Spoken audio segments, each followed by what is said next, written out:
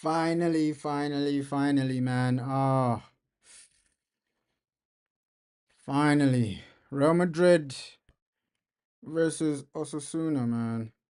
It's gonna be an exciting game because Osasuna, they will try and get one or two goals. But Real Madrid, I expect Real Madrid to be more dominant. I expect Real Madrid to show up in this game. But hey, Ruud van Nistelrooy, man. He just Arsenal just scored. I believe it was like a few minutes ago, man. So unlucky for Ruud van Nistelrooy, man. Unlucky for Ruud van Nistelrooy. You were 10 minutes away from getting uh, a result against Arsenal, right? Ruud van Nistelrooy, you were 10 minutes away from getting a result against Arsenal, man. Unlucky for Ruud van Nistelrooy.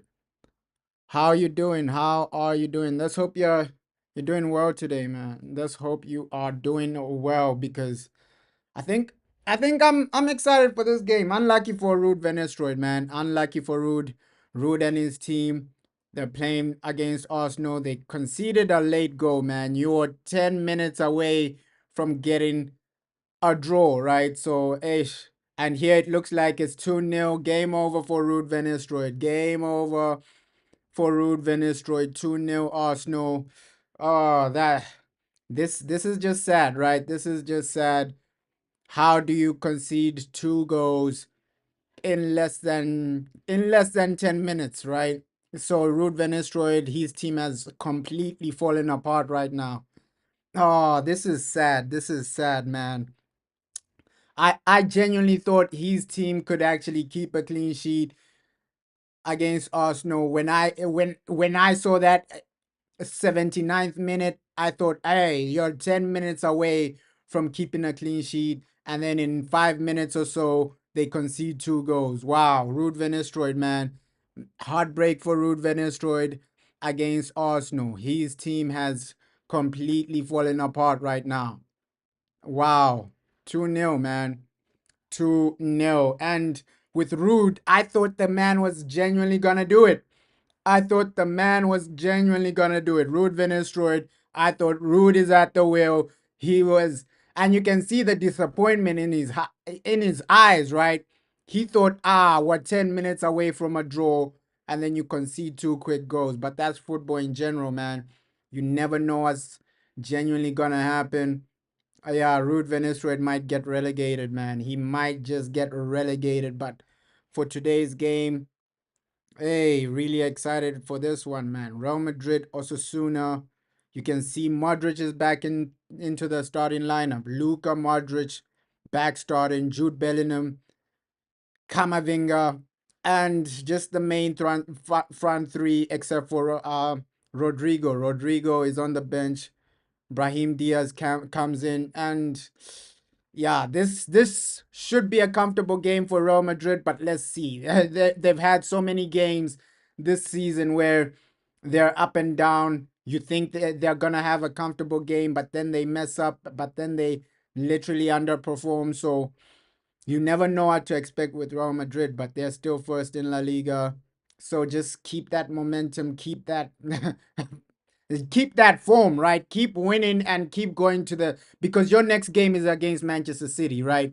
You're supposed to end this game quickly so that, hey, when you're playing against Man City, some of these players are fresh, some of these players are ready. So end the game against Osasuna extremely quickly. If Real Madrid end this game extremely quickly, you can sub off people like Kylian Mbappe, sub off people like Vinicius Jr., end these guys quickly so that you can focus on your next game, because your next game is extremely important, right? A one goal lead against Man City in the Champions League isn't really enough.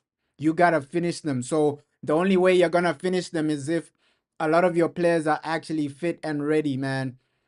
Heartbreak for Ruud van Nistelrooy. Heartbreak for Ruud van Nistelrooy. 2-0 down, and that just leads to a lot of goals. His team is conceding so many goals, especially in like the final 10 minutes of the games, right?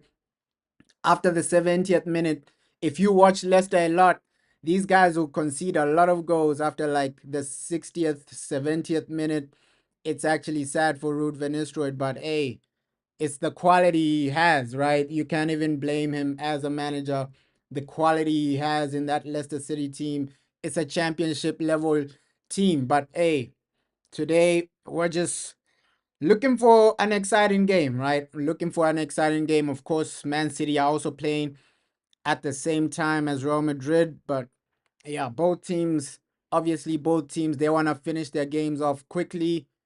And then by halftime, you start making substitutions, right? Rest Kylian Mbappe for the Champions League, rest Vinicius Jr. for the Champions League. And the only way you can keep moving forward as Real Madrid, because if you get knocked out against Man City, then hey, people will start complaining, right?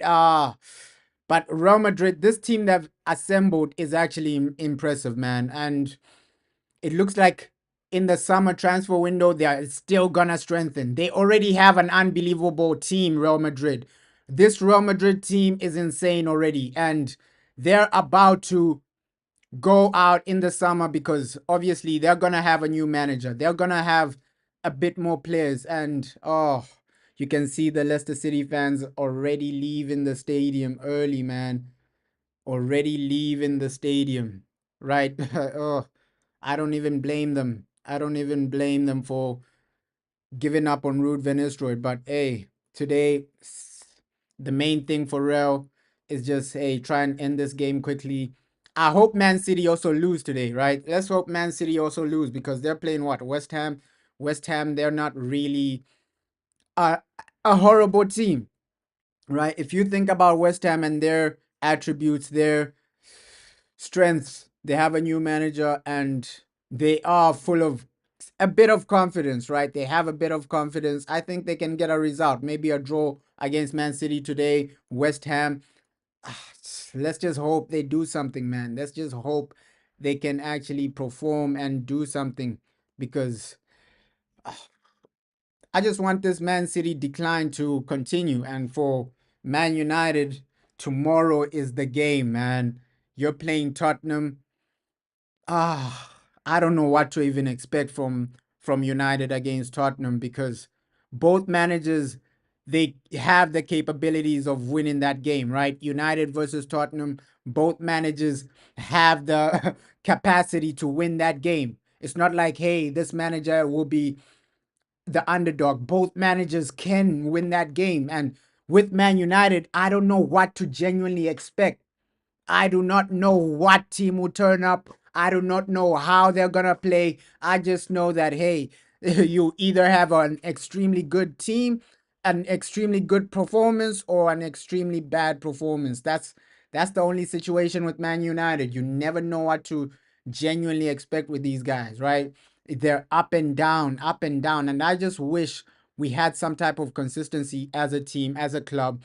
You were already seeing that, hey, so Jim Ratcliffe, this man, he's not really gonna take us anywhere. I had hopes with Sir Jim. I had hopes with the man as an owner, right? So Jim Ratcliffe, I was really praying that hey, this man will come in, try and change things. But we can already see that the man is already struggling. The man is already it's already hard for Sir Jim.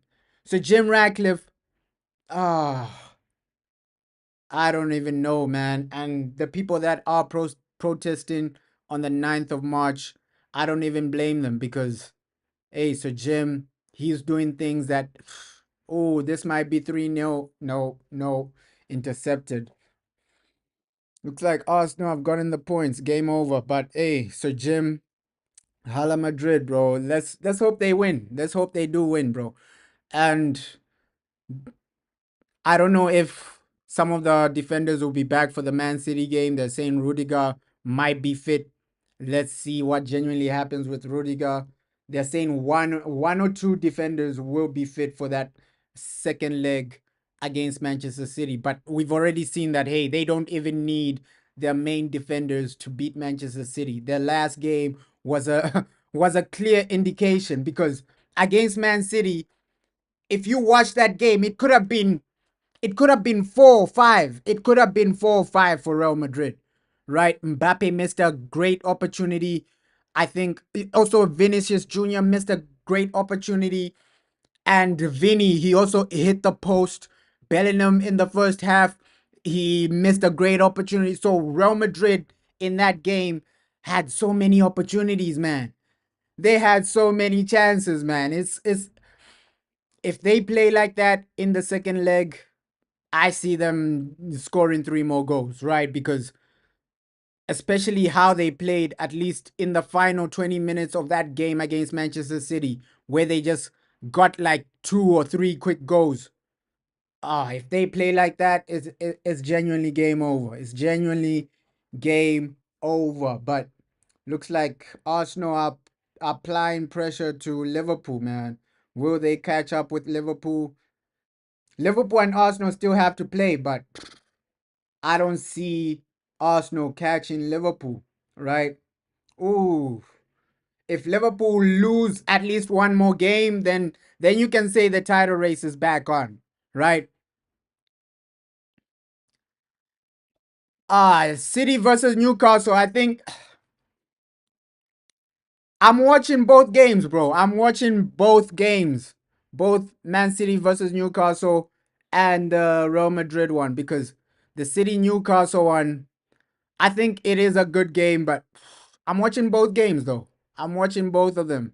Right? I'm keeping up with all the football, bro. I'm just like that. I just love football regardless of who's playing. I just love just watching football, watching the game. The title race is back on. The title race is back on, and Liverpool, they still need to play Man City. They still need to play Arsenal again, and they still need to play Manchester United in the league. So the title race is back on. The title race is back on. So Liverpool, you lose one game, and then Arsenal are like 4 points away. Yeah, wow, wow, wow, wow, wow, wow, wow, wow, wow. Wow, wow, wow, wow, wow, wow. Let me just check like Liverpool's next fixtures, because this this is crazy, right? Obviously, Liverpool, their next game is Wolves. And after Wolves, Aston Villa, then Man City, and then Newcastle. So three difficult games for Liverpool in the Premier League. Aston Villa, Man City, then Newcastle. They're gonna drop points in one of those games, right? I think with Arsenal, they have a better fixture list. Yeah, the title race is back on, man. The title race is back on. Yeah, I love seeing Man City lose, bro. I do genuinely love. And West Ham will get some points in this game. I genuinely do believe that, hey, West Ham will get some points in this game.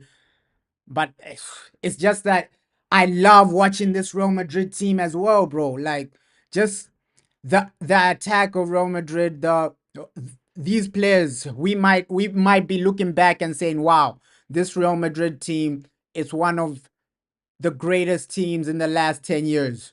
We might be look in 10 years, we might look back and say, wow, that Real Madrid attack, probably it was the best attack in 10 years, right? So I want to take the time to just watch them while they're still active, man. While they are still active. It's like the Gareth Bale, Ronaldo, and Benzema, the trio. I wish I could go back in time just to rewatch those guys. Gareth Bale, Ronaldo, Benzema. That was insane, right? Even the Messi, Suarez, Neymar era, like those types of attacks are insane. The Wayne Rooney, Carlos Tevez, Cristiano Ronaldo. I wish I could go back in time just to watch attacking players like that. And in world football currently, we only have like Real Madrid with such a great attack, right? Such a great attack where you can say, okay, they might be close to the old Real Madrid. This attack might be close to that old Real Madrid. It might be close to that old Manchester United attack. Of course, they're not near Rooney, Ronaldo, and Tevez. They're nowhere near that, but they're close to that level. So when you have the opportunity to watch attacking players like this, you gotta just take your time and just watch, man. Just watch how they play, because in the future you'll be regretting that. Hey, I wish I watched Messi a bit more, right? I wish I was watching Messi even against the lower teams, right? Because Lionel Messi, what he's contributed, Ronaldo, what these guys have contributed. You look back and say, hey, I wish I watched a bit more games of Ronaldo. I wish I watched a bit more games of Lionel Messi, right? So attacking players like Mbappe, like Vinny Jr., I think they have the potential to reach another level, man. A completely different level. We're seeing a Chelsea top four hopes for Chelsea might be done and dusted, man. It might be done and dusted. But with Liverpool, man, this fixture list for Liverpool is crazy, right? Because I see them. At least they're gonna drop points against Man City. They might drop points against Aston Villa. Newcastle as well have the potential to gain some points from Liverpool. So this title race is back on, man. It is back on because nobody expected Liverpool to drop points against Everton, right? So this title race, it is back on. If Arsenal somehow get themselves like 3 points behind Liverpool, because right now it's 4 points, but Liverpool have a game in hand, right? Liverpool, you gotta just genuinely win all the games you have to just block off Arsenal, because Arsenal, they're knocking on the door. They are knocking on the door. I genuinely think this title race will be closer than the last one Arsenal had, right? Because the last one Arsenal had, it's like they fell off and then eventually they were like 10 points away. So I think this title race is a bit more realistic because Liverpool, you can see that, hey, they're starting to shake a bit. They're becoming a bit shaky, right? Against Man City, they might drop points. They might drop points. You can never write that off. Of course, Man City have been horrible, poor, but anything can happen. The title race is on, man. The title race is back on. And even West Ham, they can get some points against Liverpool. So, Liverpool, this is a decisive month, right?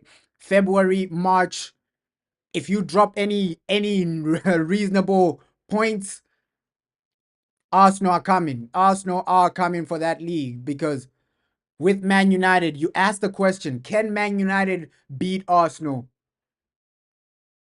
It's a yes and a no, right? We don't know. We don't genuinely know. But with Liverpool, if you ask the question, can Man City beat Liverpool? The answer is a definite yes. And if you ask the question, can Man United beat Arsenal? It's hard to say because our team, Manchester United, were up and down. So in this title race, will we have a say? Will we destroy Arsenal's dreams? Maybe we will, maybe we won't. But Arsenal, they're in the running, man. They are genuinely in the running. And it's just great to see. I like competitiveness like this, man. I don't want a league that's just Liverpool run away with everything, right? 10 games to go. They've already won the league. I want something a bit more competitive, man. This is becoming like the Bundesliga where one team is running away with it. You already know who's going to win it in January. We don't want a situation like that, man. We don't want this to become the Bundesliga where in January you already know who's going to win the league. At least now, Arsenal are applying some pressure, bringing in some type of competition. La Liga, there's a lot of competition. You don't know who's going to win the league, right? I want that same situation in the Premier League where you don't know who's going to win. It goes to the final day. Those are the situations I genuinely want. And the Premier League, it is developing as a league, as an enterprise, but hey, we just want to see more competitive games, man. More competitive title races because Man City, they've actually destroyed the competitiveness of this league. At least now they're not gonna win the league. I didn't want them to do a 5 in a row, right? I hate Liverpool, but it's better than seeing Man City do a 5 in a row, right? Obviously, I don't want Liverpool to win it. So I'm backing Arsenal, man. I'm backing Arsenal because I don't want to see Liverpool win this. They're going to equal our record of 20 Premier Leagues. I'd rather see Arsenal win the league over Liverpool, man. I don't want Liverpool to equal Manchester United's record of 20 Premier Leagues. And yeah, let's hope Arsenal just find a way to win this league, man. We need that for the competitiveness. We need that for just the overall the overall benefit of the Premier League, right? Imagine if Arsenal win the league, because everybody is expecting Liverpool to win it. Just imagine if Arsenal win the league. It'll be a different story, right? It'll be a different story. It'll be a better story than Liverpool winning it. In the last 10 years, Liverpool have already won the league, right? Arsenal, it's been over like what? Over 20 years or something. So that story would be magical, man. That story would be huge. Arsenal winning the league after 20 years.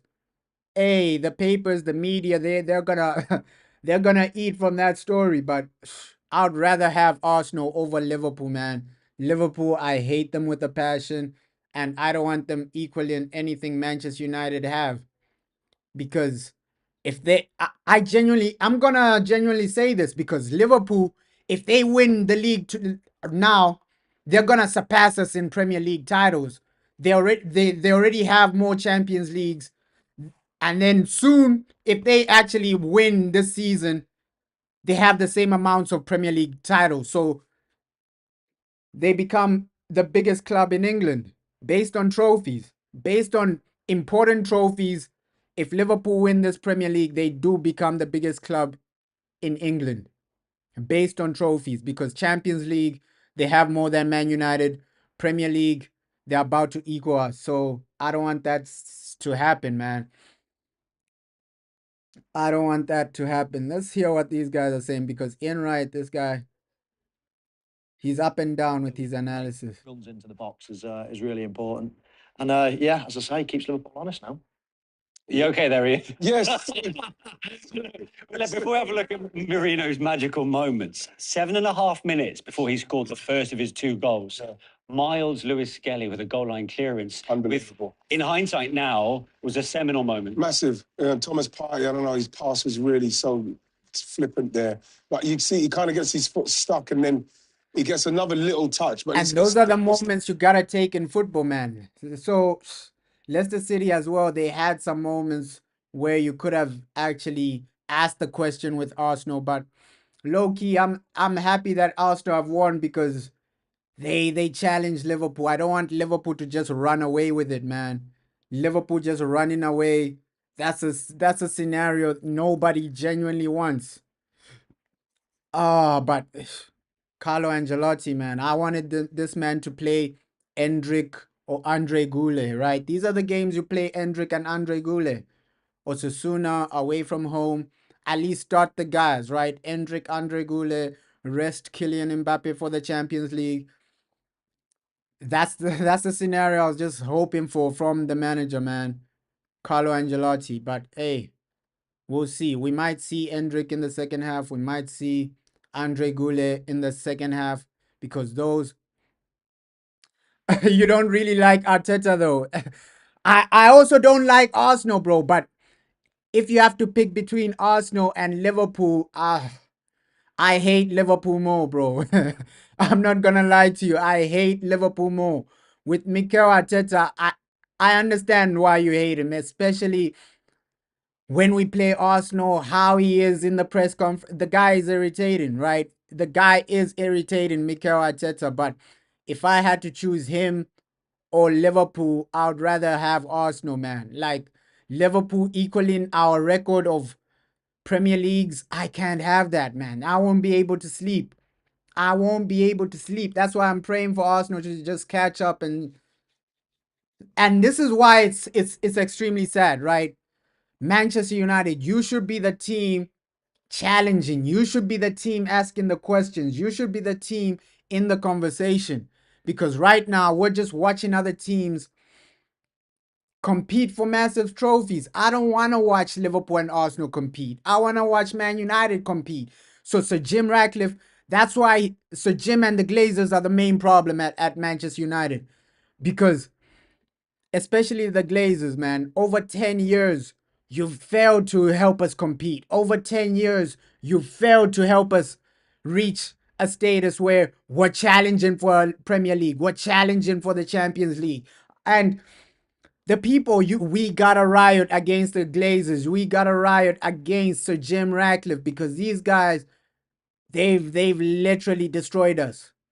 Imagine, as Man United fans, you're watching Liverpool and Arsenal compete for a Premier League. We should be in the discussion as well, right? Just sitting back, watching on the sidelines, big Manchester United, you're sitting back, watching Arsenal, watching Liverpool. It's a bit embarrassing, man. It's a bit embarrassing. And we got to blame the Glazers the most. We got to blame the Glazers. We got to blame all the people that helped us decline, man. The massive decline for Manchester United is because of the Glazers. It's because even this season, I blame a lot of it on Sir Jim Ratcliffe, man, because he was so disorganized. Like, I genuinely think Sir Jim never had a plan, because he came in, gave Eric Ten Hag a contract extension, then you fire him, and then he genuinely didn't have a plan for the season, right? Because the moment you give Eric Ten Hag a contract extension and then fire, it shows that, hey, this man, he genuinely doesn't have a plan. What's your main plan, Sir Jim Ratcliffe?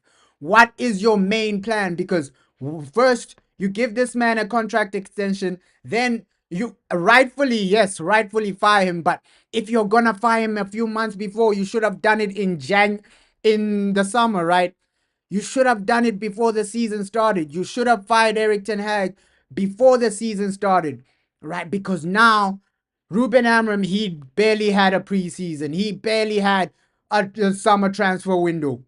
That you should have fired Eric Ten Hag if you're gonna fire him anyway. It would have been better for Man United if you fired him in the summer. So it just shows me that, hey, Sir Jim Ratcliffe, this man has no plan.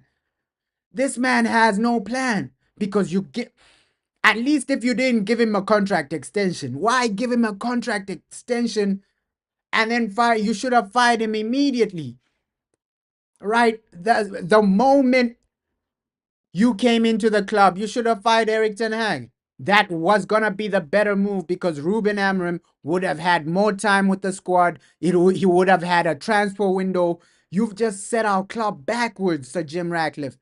And I agree with the people actually going out there and rioting against him, because the mess you've done this season, I can't even back that, man. I can't even back that. Before, I would say, no, let's give Sir Jim Ratcliffe 2 years. Let's see what he's cooking. Let's see what he's actually doing. Let's see the moves he's making.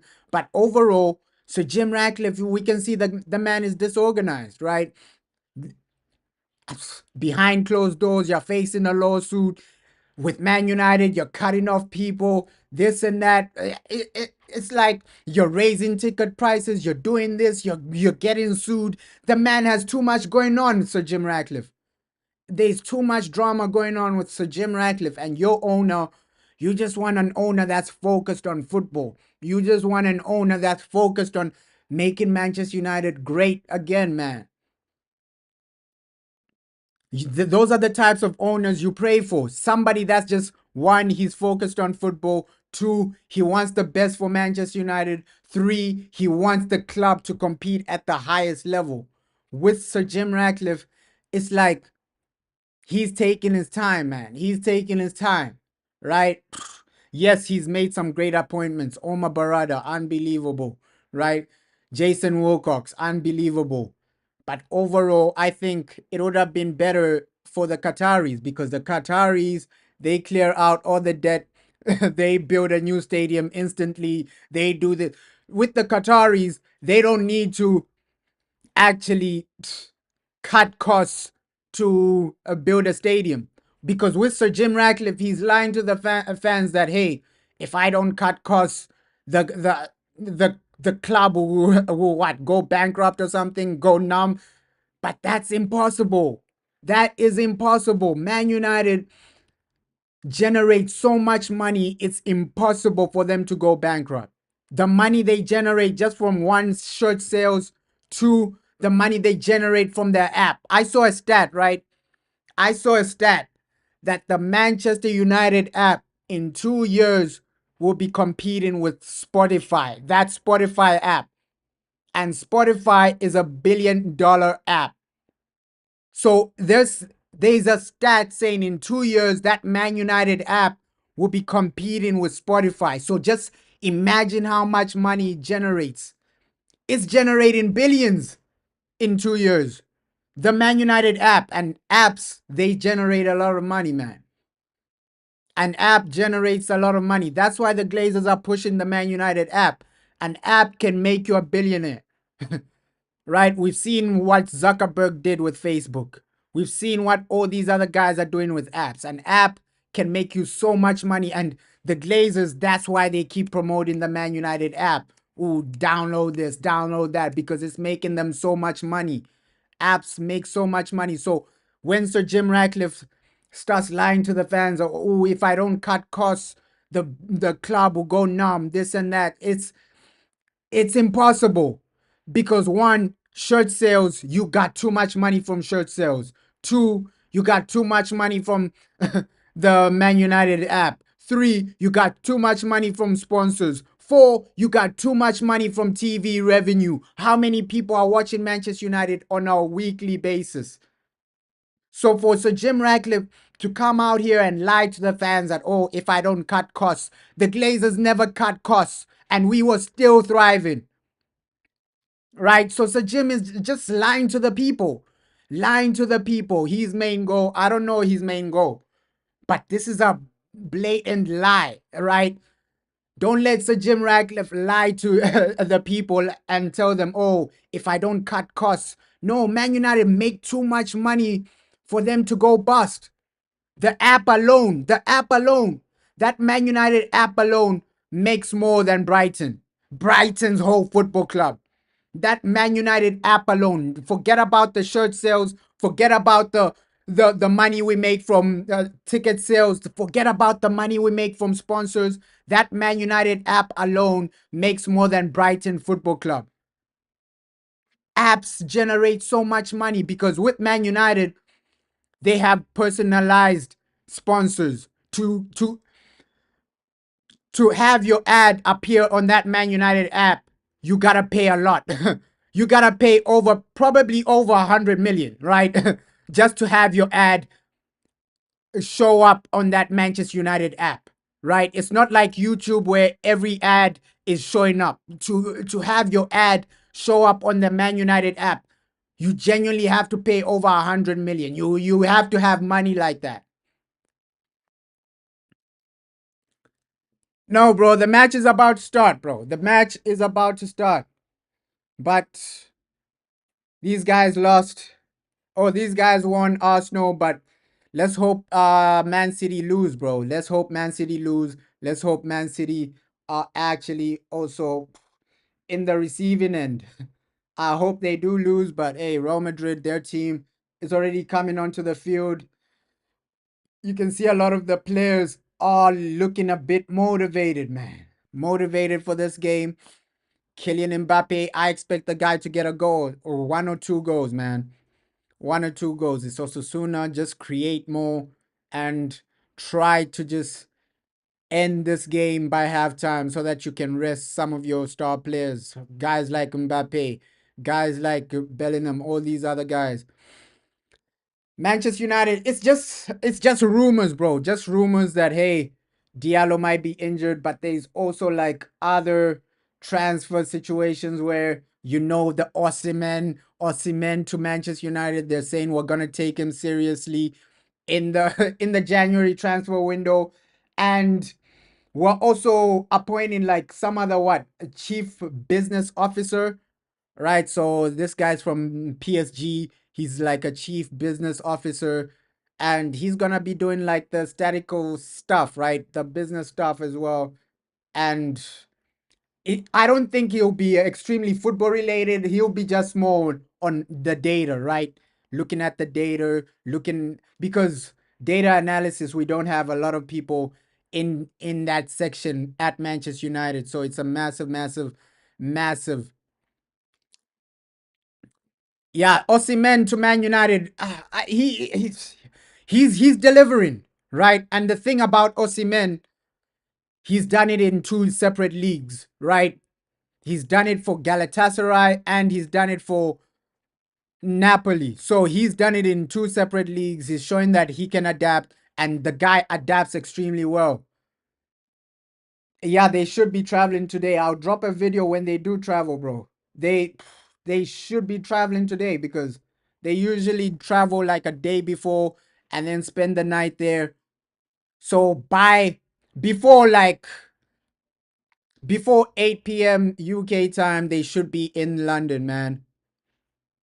So the team usually travels like a day before. They usually travel a day before, spend the night there, play the game, and then come back to Manchester. So that's the usual schedule for Manchester United. So I think they're gonna genuinely travel. Obviously, just a few things. They're sorting out like a few things with Manchester United, but yeah, for sure they're gonna travel today, man. For sure, I see Man United traveling today. In the next 2 hours, for sure in the next 2 hours, maybe in the next hour, we will see the team actually traveling. But we can see the Man City game is about to start, but also the Real game. Ah, I only have like a David Beckham signed shirt, bro. That's the only signed shirt I have, right? Because it's like a vintage David Beckham signed shirt. So that's the only like shirt, a football signed shirt I have, man. I don't have like any other players. Only like David Beckham, a signed shirt by David Beckham. That's the only thing I have. How you doing, bro? Hope you're excited for these two games. Man City versus Newcastle, Real Madrid versus Osasuna, man. Two great games today. And both games are gonna entertain. I have no problems about that. I have no problems about. With David Beckham, the thing I love about like this David Beckham signed shirt is because now they are rare, right? You barely find like a signed David Beckham shirt. Now these shirts are rare, so I really cherish that shirt from David Beckham, man. Yeah, United shirt, David Beckham United shirt, bro. Team news of like the starting lineup for Man United. I think the team news, we will see the traveling squad, right? We will see the traveling squad in like before the end of today. Before the end of today, we'll see which players traveled. There were a lot of rumors saying that hey, Diallo he might be out, but we still have to wait and see. But we know the usual guys that are out. Martinez, we know that the guy is out. We know that Luke Shaw is out. Just the usual guys that you're not even gonna be surprised. Mason Mount, we know he's out. So just the usual guys. The only doubt is okay, Amad Diallo, because there was that rumor, and there was also a rumor that Chido Obi is gonna feature, right? Maybe he's gonna be on the bench. A lot of people were spreading a rumor that hey, maybe he's gonna travel with the team. He might be on the bench. I have no idea when that information will drop, bro. I have no idea when that information will drop. But a lot of sources are saying that hey, yeah, I will post it if it drops, bro. For sure, for sure. Like the updates, the traveling squad, I always post it if it drops. If it drops, I will post it. If I don't post anything, then it means that nothing really has been leaked, right? When it leaks, I will post it. If nothing has been leaked, then I won't post anything. It just depends on whether they get leaked or not, right? If something it gets leaked, Manchester United traveling, then I will post it, man, for sure. For sure. But this Man City game about to start. And also, like, the Real Madrid game is starting a bit later from now. So there's still time for that game. But this City game about to start, man. And you can see the mind games Ruben Amorim is trying to play with Ange Postecoglou because he knows that, hey, the guy is in danger as well. He's under pressure more than Ruben Amorim. So we know that, hey, both managers want to win that game, right? Ange, he's gonna go all out trying to get a result. Ruben, the same situation. So both managers will try their best to win that game for sure, man. Both managers need the points. Both managers need the win. So it's gonna be an exciting game tomorrow. But right now, you can see the Newcastle team is coming out, but Real Madrid, their game is just starting in like 11 minutes or so. 11 minutes, that's when that game starts. But right now, it's the Newcastle game. Literally coming out 15 minutes until like the Real Madrid game starts. But right now, the Man City, West Ham, sorry, not Newcastle, West Ham. I got Newcastle on my mind because these guys play Liverpool in a few weeks, man. I really want Newcastle to beat Liverpool in a few weeks. Can see Erling Haaland, man. This guy, obviously, he's gonna be a bit confident from scoring against Real Madrid, right? Mamouche, this guy starts Savinho. It's a good starting lineup for Man City. Good starting lineup, but we hope West Ham just put out that dagger for Man City, man. I just pray that West Ham just dagger these guys out. Come on, man. Come on. Come on. Ortega on the bench. And we saw the situation that was going on between Pep Guardiola and Edison, man. These guys, they had real real issues between each other, but it looks like they've sorted it out, man. Oh, it is Newcastle, not West Ham. Sorry, ish. I don't know where my mind is right now. Isaac, with Isaac, man, this guy for sure. Man United should have signed him, man. Because just imagine Isaac at Manchester United. He would have delivered, man. He would have delivered, right? Even Anthony Gordon is doing his thing. Do I think Anthony Gordon is world class? No, not really, but he's a player that is effective, that will turn up, that will deliver in some moments, man. But Tonali for me in the midfield for Newcastle, yeah, these guys can do something today. Real Madrid, their team is also on the field training. Erling Haaland, man, this guy, come on. Ah, the Man City decline. I always love watching these guys decline. Always love watching these guys decline because they've caused me so many headaches. Man City, so much heartbreak, man, especially Sergio Aguero. Like, Sergio Aguero, I hated that guy with a passion. Sergio Aguero, Man City, I hated these guys with a passion. Let's hope Newcastle just do their thing. Ah, but the thing about Man City's decline, I can't really enjoy it because Man United, our team, always finds a way to make their decline look sensational, man. It's like we always take away from what other teams are doing because we're so bad as a team. You can't even enjoy other people's decline, man. There we go. The Man City game has started. Damn. City game has started. Do we see a miracle from Newcastle? Because Man City are at home, man. They're more confident at home. They do tend to control a bit more at home. The only reason Real Madrid went to their place and just genuinely got so many goals is because they are Real Madrid, right? Newcastle, let's see how many goals they can get today, man. I think right now Pep Guardiola wants to come back with a vengeance. So I don't believe he'll allow Man City to lose this game. If they lose back-to-back games in 1 week, Yo, he's gonna lose his mind, Pep Guardiola. He will genuinely lose his mind. Ooh, Phil Foden.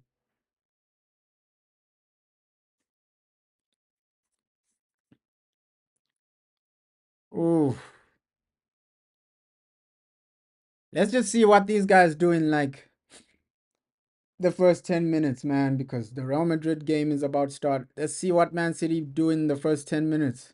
What Newcastle also do in the first 10 minutes, because both of these teams, they do have some capabilities of causing you a lot of damage, right? Manchester City, even Newcastle. We saw what Newcastle did to Tottenham. And Tottenham, they're not a walkover as a team. Let me just.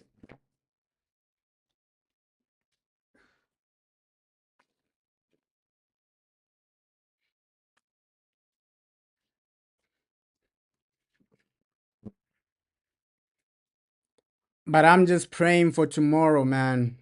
United, don't let us down. Do not let us down, because if you let us get destroyed by United, man, don't allow Tottenham to win tomorrow. That's all I pray for. That's the only thing I'm praying for with Manchester United. Don't allow these guys to come to us and just genuinely dominate.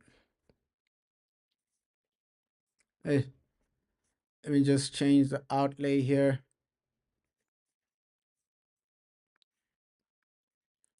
Ooh.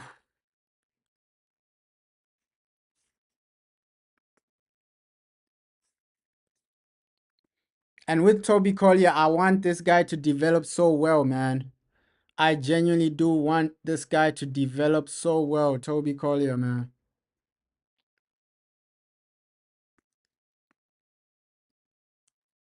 Ooh. Steady game so far, the Man City, Newcastle. Steady game.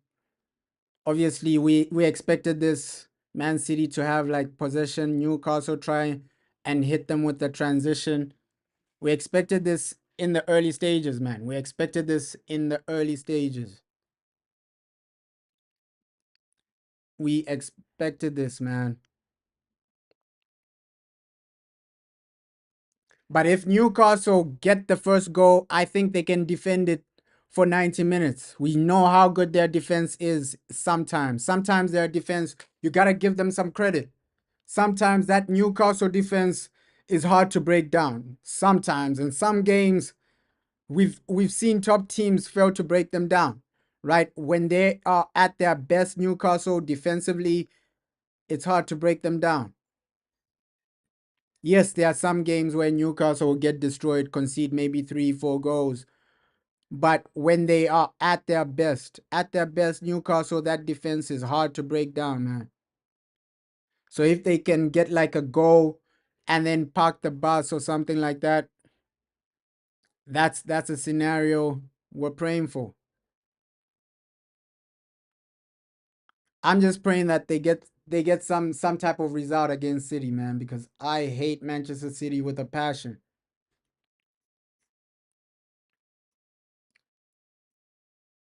I hate Manchester City with a passion, man. Ooh, Gordon as well.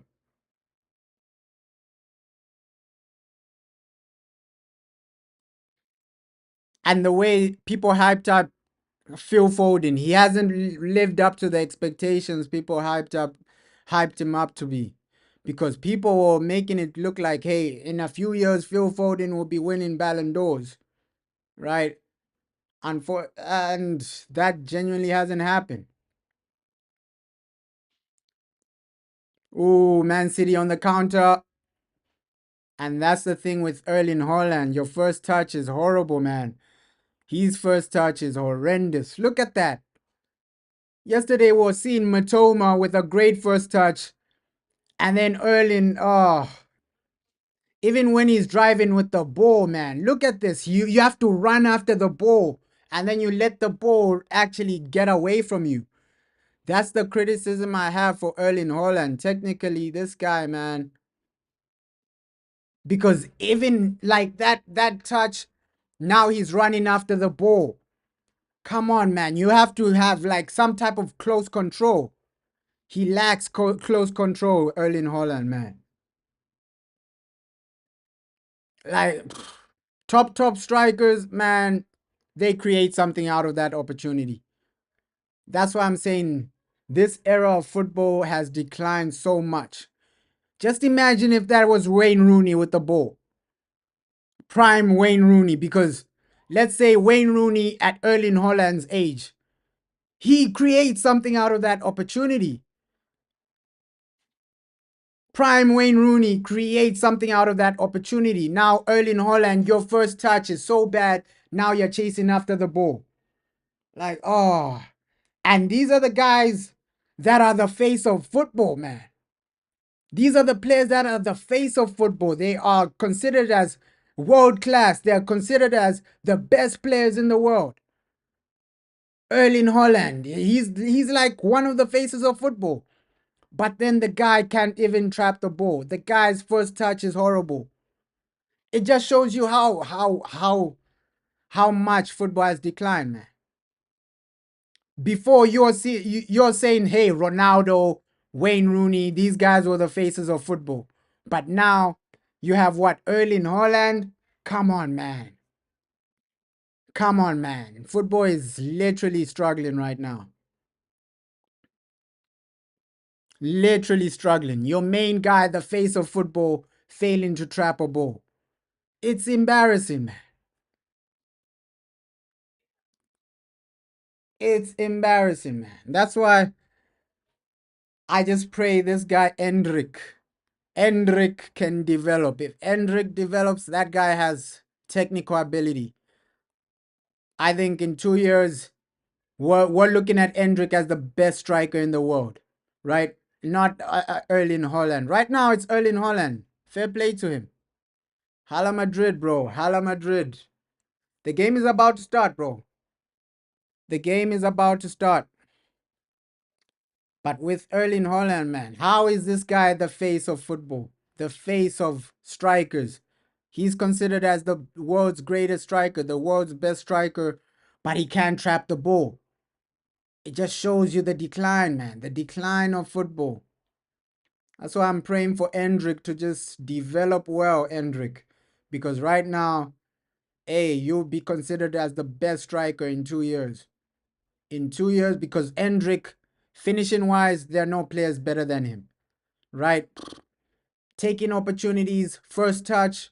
That guy Endrick has everything. And I even questioned Man United. Why didn't you go for Endrick and Andre Goulet? Those two guys would have been starting for Man United right now. Right? Endrick, I put Endrick above Rasmus Højlund and Joshua Zerski.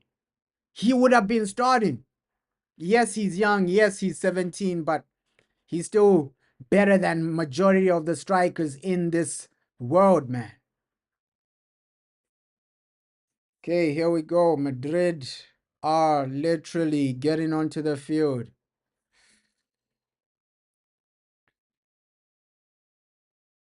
Madrid are making their way onto the field, man. Ooh, massive game today. Massive game. Keeping an eye on like both games. Real Madrid, Man City. Keeping an eye on both games, but I just want to see like an attack. Yeah, he is a system striker, man. Endrick can dribble and make opportunities for himself. Like Erling Haaland, he needs opportunities. He needs to be fed. So I don't know how he's like the face of football, man. A system player is the face of football. How is this happening? That's why the Premier League, we need to question decisions like this, right? I think Cole Palmer needs to take over as like the face of the Premier League. This situation of having Erling Haaland just because he plays for Man City and they're winning trophies, it doesn't really make sense because the guy's a system player. I would rather have someone like Cole Palmer being the face of the Premier League over Erling Haaland, somebody that can't even trap the ball, right? It's just embarrassing for the Premier League. If you see other leagues, Bundesliga, the face of the Bundesliga, you can see people like Musiala, guys like the Wirtz. These guys are technically gifted, right? But in the Premier League, you want Erling Haaland to be the face. Come on, guys. Let's do better, man. We can do better than Erling Haaland as the face of the Premier League. How is this guy the face of the Premier League? A system play like Haaland, man. Come on, we can do better than that. Let's move away from systems. I'm not saying system players are bad, but they can't be the face of the Premier League, man. At least have somebody like Cole Palmer, develop people like Cole Palmer, guys with technical abilities, guys with real skill sets, right? Guys that can play, man. Guys like that can play. Because we went from like guys like Hazard, all these technically gifted guys in the Premier League, and now we're just getting in system players. System players. Erling Haaland is the face of the Premier League. It's a bit embarrassing for the league, man. It's a bit embarrassing. And even Premier League teams, you're not helping yourselves as well, right? The scouting department. Why are guys like Florian Wirtz not in the Premier League? Why are guys like Endrick, Andre Goulet, why aren't those players in the Premier League? It just shows you the lack of scouting in the Premier League. Guys like Endrick should be in the Premier League. Guys like Andre Goulet, guys like Florian Wirtz, these guys should be in the Premier League, showing their technical skills in the Premier League. But in the Premier League, we only appreciate system players like Erling Haaland. Those are the guys you're bringing in. Instead of bringing in Florian Wirtz, all these other technically gifted guys, you wanna take your time going on for Erling Haaland, a guy that's basic system player. We need to improve the quality in the Premier League, man. We genuinely need to improve the quality. At least the top players, the faces of the Premier League. Because even when we go into the Champions League, how many of these guys are getting considered for the Ballon d'Or? Rodri is class, man. I won't even say Rodri is in class. Rodri is class. He can play. He's technically gifted, right? Fair play to Rodri. But this guy is a midfielder. We need attacking players on that Rodri level. Attacking players that can play. We went from guys like Wayne Rooney, guys like Tevez in the Premier League to this Erling Haaland as the face. Come on, guys. Darwin Nunez. These guys are below average, man. The Premier League scouting needs to improve because these young talents, they're going to La Liga, they're going to the Bundesliga, right? Talents with a real technical ability. Guys like Florian Wirtz, Endrick, Andre Goulet. Those are the people you should be bringing into the Premier League.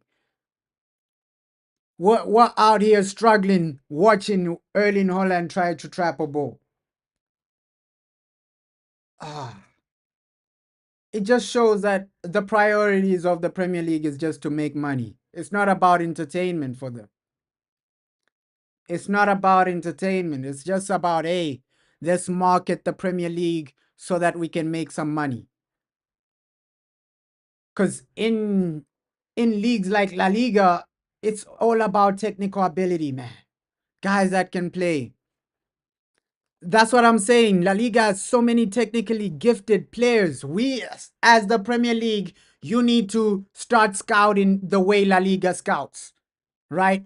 Real generational talents, real technically gifted talents.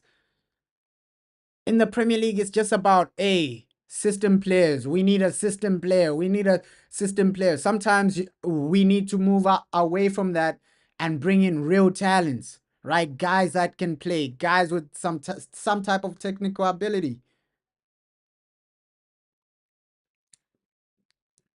Because it's like we hate technical players, man, in the Premier League.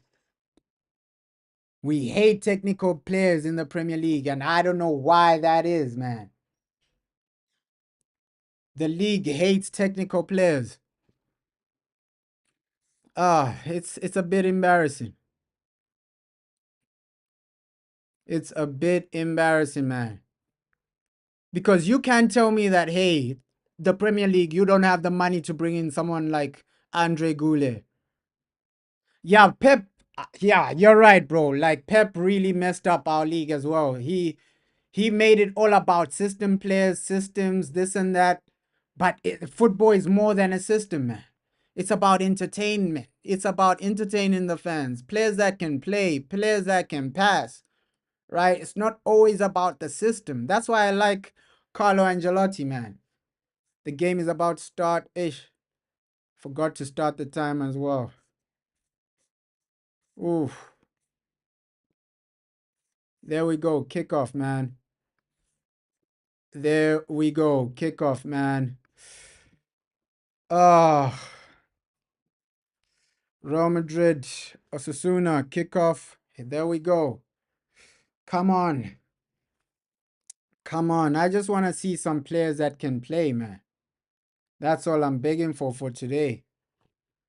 Attacking players that can play.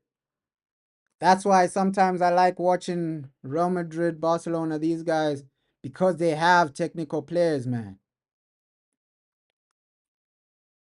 Even Brahim Diaz, why did Man City let this guy go? Huh? He's a technical player that can contribute in the Premier League. He's raising the quality of the Premier League. Brahim Diaz is class, man. I'm not gonna lie.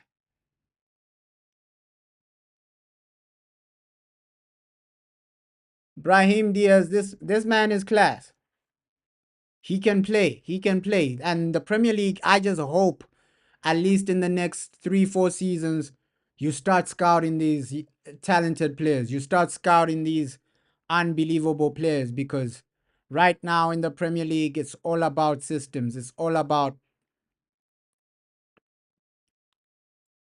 Yeah, he would though. He would though. Brahim Diaz in that Amarim system, he would. He would be perfect, man. I think Ruben Amorim, there are so many players that can fit into his system. And there were also like talks saying, Man City have scored. Man City have scored. Mamouche with a goal. 1-0 Manchester City. Newcastle already down and struggling. Mamouche. Omar Mamouche with a goal, man. Manchester City 1-0 up. Let's see this Real Madrid game, man. Yeah, with Ruben Amorim, there are so many players you can get around the world that can fit his. Oh, Mbappe, Kylian Mbappe. Yeah, almost a goal there. Oh, almost a goal by Vinny. Damn, almost a goal by Vinny. And that's why I love Carlo Ancelotti. He lets his players play. He allows his players to play, man. That's what I love about Carlo Ancelotti. He allows his players to play. These guys are given the freedom to play. And some people will say, hey, he doesn't have a system, this and that. But Carlo, he allows these guys to play. He tells them to play. Hey, should have been handball there. Should have been a handball there. Carlo allows these players to play, man. So I give him respect. As a manager, he doesn't really rely on system players. He lets Bellingham roam around. He allows his players to play, Carlo Ancelotti. That's what I respect about him because he knows that, hey, these are the players that are gonna win and lose me games. That's why he's won so many Champions Leagues because he allows the players to do what they do best, right? He analyzes, okay, what's this player's attribute? What's this player's main attribute? What can they do best? What are their weaknesses? What are their strengths? How can I take them to the next level? How can I help them improve? That's what Carlo does the best, man.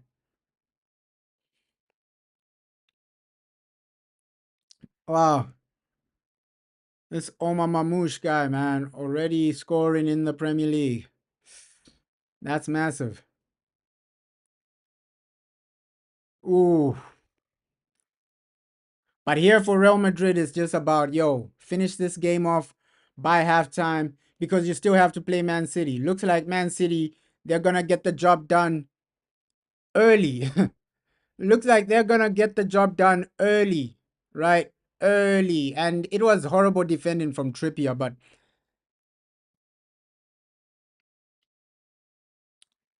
yo, looks like they're trying to get this job done early so that they can focus on Real Madrid.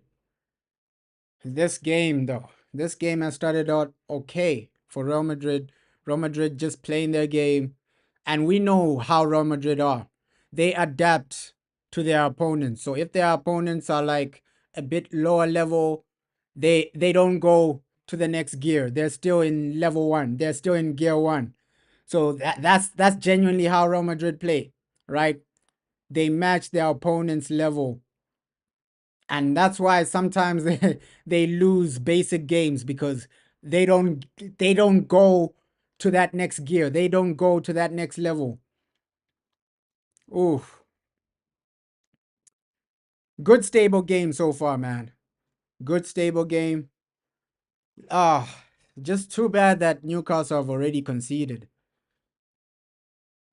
And that's why I'm saying, hey, Liverpool, you might lose against Manchester City, right? Because these guys, they might just come back with a vengeance. That's what I'm saying. The title race is on. It's on for Arsenal. The title race is on because one loss from Liverpool, you're 4 points away. Oof. Real Madrid are starting well, man. Starting well. I just want to see a bit more of Luka Modric, right? Luka Modric, I love watching this guy play. I love just seeing him on the ball, man. That's why I even watch Real Madrid a lot of the times. I just want to see Modric on the ball, right? These are the players you gotta watch them before they retire because after they retire, you'll be saying, "Wow, remember how Modric used to play." So you gotta 2-0 Manchester City. 2-0 Manchester City. Mamouche, another goal, man. Another goal from Mamouche. 2-0. It might be game over for Newcastle. Damn. That that game ended quickly, man. That game ended quick. 2-0. Newcastle, man, are getting destroyed right now.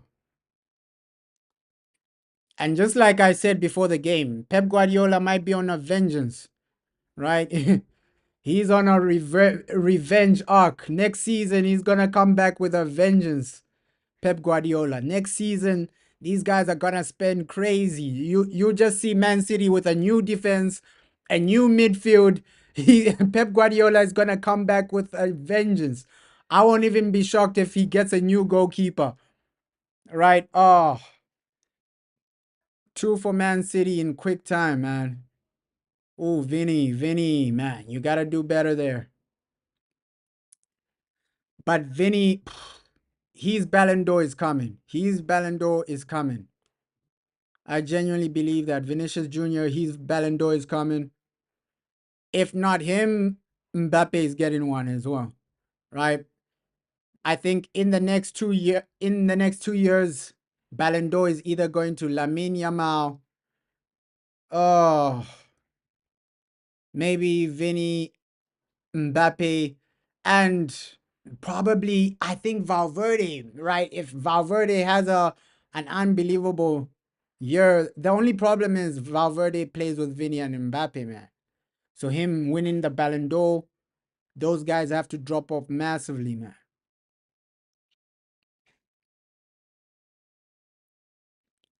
But I'd love to just see Modric win one more Ballon d'Or before he retires, man.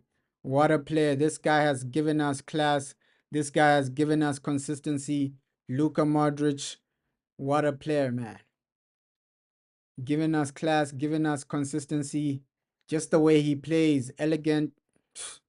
great to watch. And players like this, you gotta watch them while they're still playing, right? Don't wait until they retire and then you start watching replays of them. Watch them while they're still playing. Guys like Luka Modric, right? I think he's a dying breed in football because now we're going into like the system era where it's all about systems. Quality doesn't really matter. So, guys like Luka Modric, take your time to appreciate these guys, man. Before the guy retires, appreciate the guy. Say thank you. Oh, Mbappe denied with a good save there. Kylian Mbappe denied with a good save. Wow. Real Madrid are knocking on the door. Real Madrid are knocking on the door right now. Kylian Mbappe denied with a great save. Knocking on the door. That Newcastle game, basically over, man. Are Newcastle gonna score 3 goals to win the game against Man City? I don't see that, but here Real playing some decent football so far, right? You're being effective. You're cutting them open. You're getting into situations where you're one-on-one with the keeper. Mbappe, that was a difficult chance, though. That was a difficult chance. Not a lot of players score from that opportunity, man. Ooh, Vinny, man. I just wish Man United had more technical players in their attack, man, so that we can just see some flair, see some skills, but also players that are consistent, right? I just wish they had some players that are consistent, players that are genuinely taking us to the next level, players that are genuinely doing a lot for Manchester United, man. Come on. Come on. Ooh.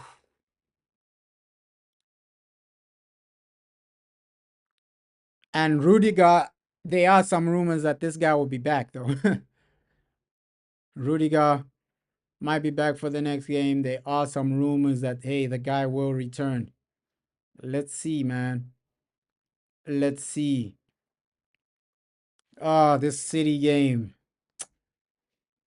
Newcastle have disappointed, man. Already 2-0. They have disappointed, man. Come on, Ish. Wow. Real Madrid need to get a goal fast because these guys, I have a feeling Osasuna, the first opportunity they get, they will punish Real. So Real need to get a goal fast, man. Get a goal fast and just put yourselves into a driving position, into a comfortable position where you are dictating a lot of the game. Come on. And that's what you can expect with La Liga, man. Every team have like some type of technical ability. Even the passing is great. The passing is great, man. From Osasuna. Ooh, that wasn't a great cross though. But every team has technical capable play. Ooh, Isaac. Isaac, what are you doing? Isaac, what are you doing? He came close there, Isaac. But don't allow City to score 3, man. Huh. 3 is literally game over. You can still get a draw, right? Newcastle can still get a draw. They can still score 2 goals and get a draw. The thing for me is they're not getting a win in this game. Ooh. Stable from Real. I want to see more of Bellingham, man. I know Bellingham has like a free roll, this and that, but I want to see him make more runs into the box. He used to do that a lot last season, right? Making late runs, making those runs. But now that Mbappe is here, that has reduced. The goals have literally reduced for Bellingham because now the team is centered on, okay, let's give the ball to Mbappe. Before it was, okay, let's find Bellingham. Where is Bellingham? But now it's, okay, where is Mbappe? Can we find Mbappe?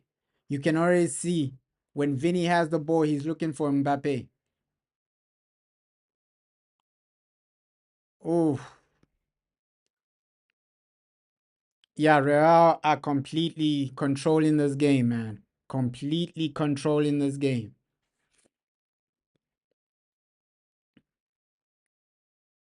This is complete dominance from Real. Oof. Valverde. Come on. Come on. Come on. Mbappe! Oh my God. Kylian Mbappe with the goal. And it was coming, man. It was coming. Real Madrid were knocking on the door. Kylian Mbappe, man. The goals are coming for Kylian. The goals are coming for Kylian Mbappe. Good team goal that was, right? And just like I said, hey, this team, they're looking for Mbappe. It's about get the ball to Mbappe. Get the ball to Kylian Mbappe. Great ball from Valverde there. Oh, Mbappe just has to slide it in. Valverde, great cross, man. And that's why I'm saying Valverde is so underrated, because this guy, even when you're telling him, oh my God, hat trick for Mamouche, hat trick for Mamouche, 3-0. Wow, goals are coming around. Mbappe scores against Osasuna, and Mamouche gets a hat trick for Manchester City. Goals all round, and both. I genuinely saw this coming a bit, man. Newcastle, Pep Guardiola is on a vengeance. He's on a vengeance. But great to see that Real Madrid get that early goal. Get 2 more goals, and then you can rest some of these players. Players like Mbappe. Rest him in the second half. Because you still have to play Manchester City. City, they're on a vengeance arc. They're on a comeback, right? Pep Guardiola is really on that vengeance arc right now. 3-0 in the first half. That's impressive. Against Newcastle, though. That's impressive, man. Mamouche with a hat trick. But here, Mbappe, we saw it. We saw it. And you can see, hey, every time they have the ball in the final third, they're looking for Kylian Mbappe. That's Real Madrid this season. Last season, it was, okay, let's look. Where's Bellingham? Where's Jude Bellingham?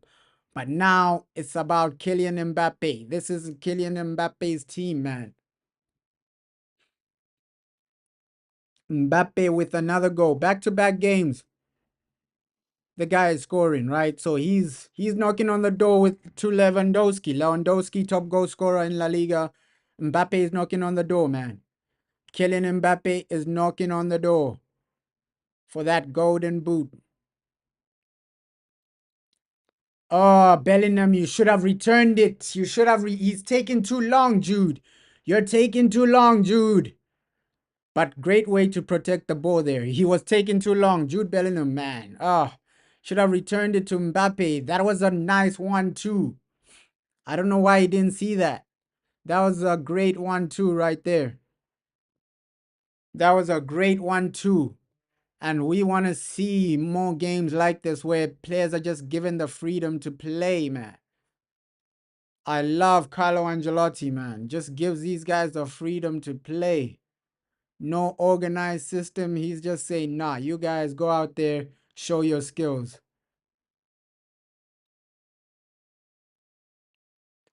Valverde, man, what a player. What a player, Valverde.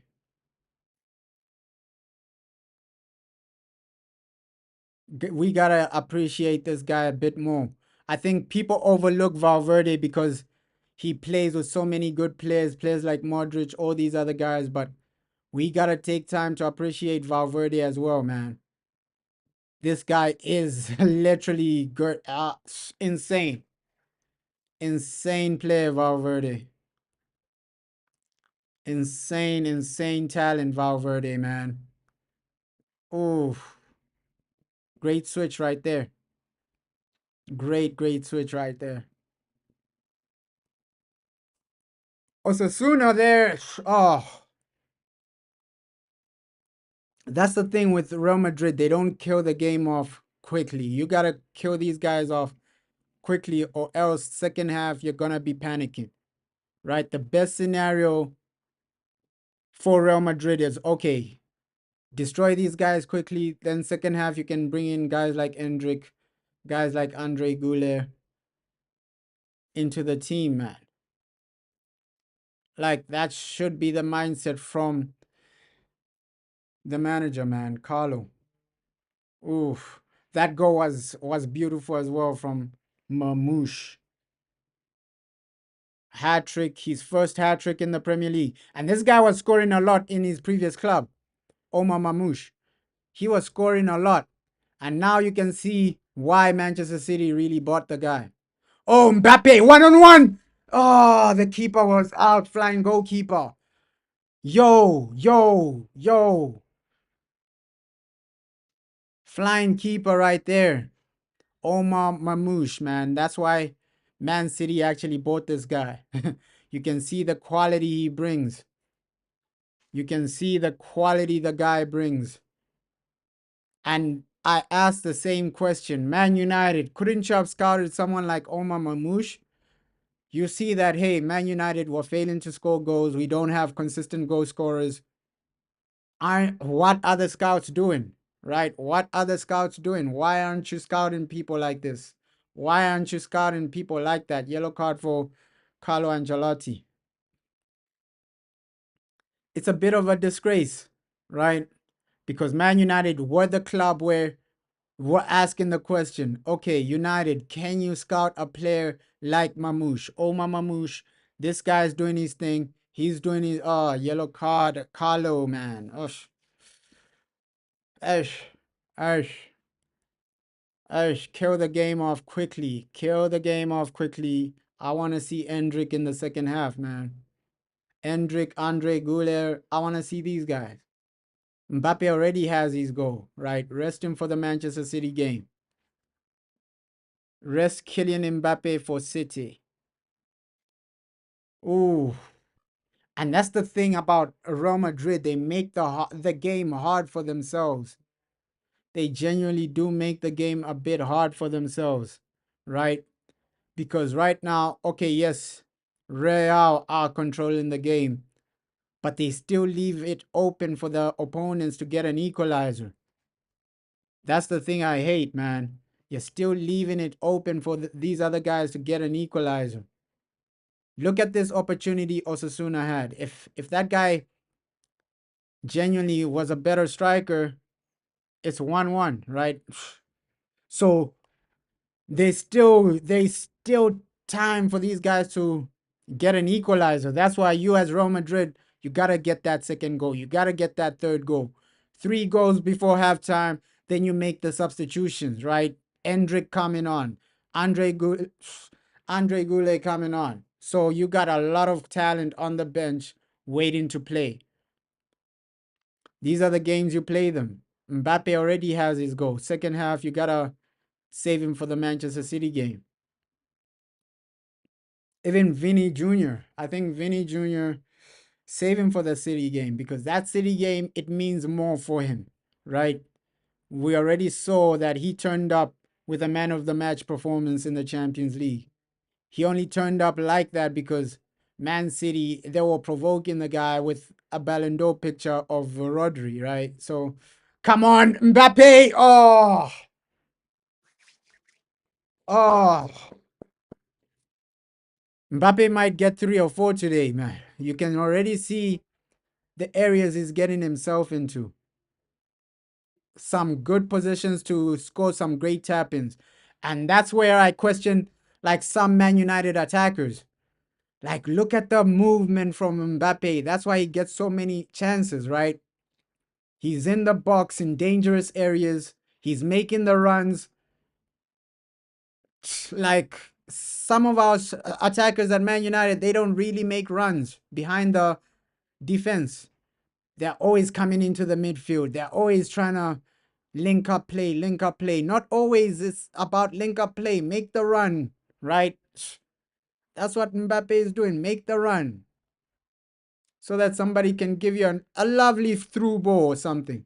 Make the run behind the defense.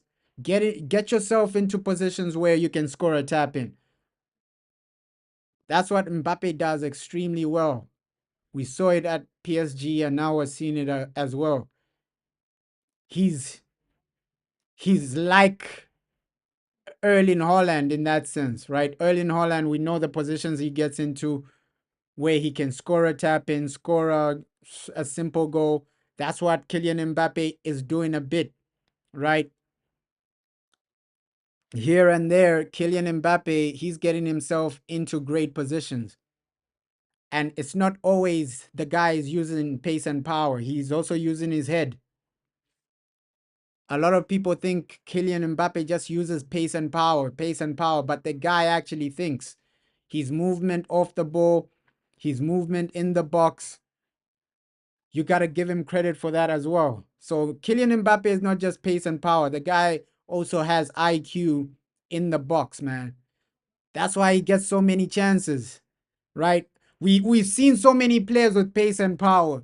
Traore at Fulham, that guy has pace and power, but he doesn't get goals because of low IQ. So when people say Mbappe only has pace and power, that's really false. The guy also has IQ in the box, IQ to make great runs, and he's also in great opportunities. If you look back at the World Cup final against Argentina, the way he scored those goals, yes, it was pure ability as well, but also IQ. He's IQ to make the runs. He's IQ to also be in great areas as well. Even this goal he scored today, that run, if that was one of the Man United strikers, they're not in a position to get that goal. So the criticism Mbappe faces of, oh, he's just pace and power. Mbappe is just pace and power. He's more than pace and power, man. He has IQ, and sometimes his finishing is really clinical. We saw that in the World Cup final, clinical finishing. So Mbappe, he's not just like a Traore at Fulham. Yeah, Traore at Fulham, that guy is just pace and power, right? The guy has no IQ. He just runs aimlessly. He just does things aimlessly. That's why he's at Fulham. Mbappe is at Real Madrid because the guy also has IQ. He uses his pace and power with IQ.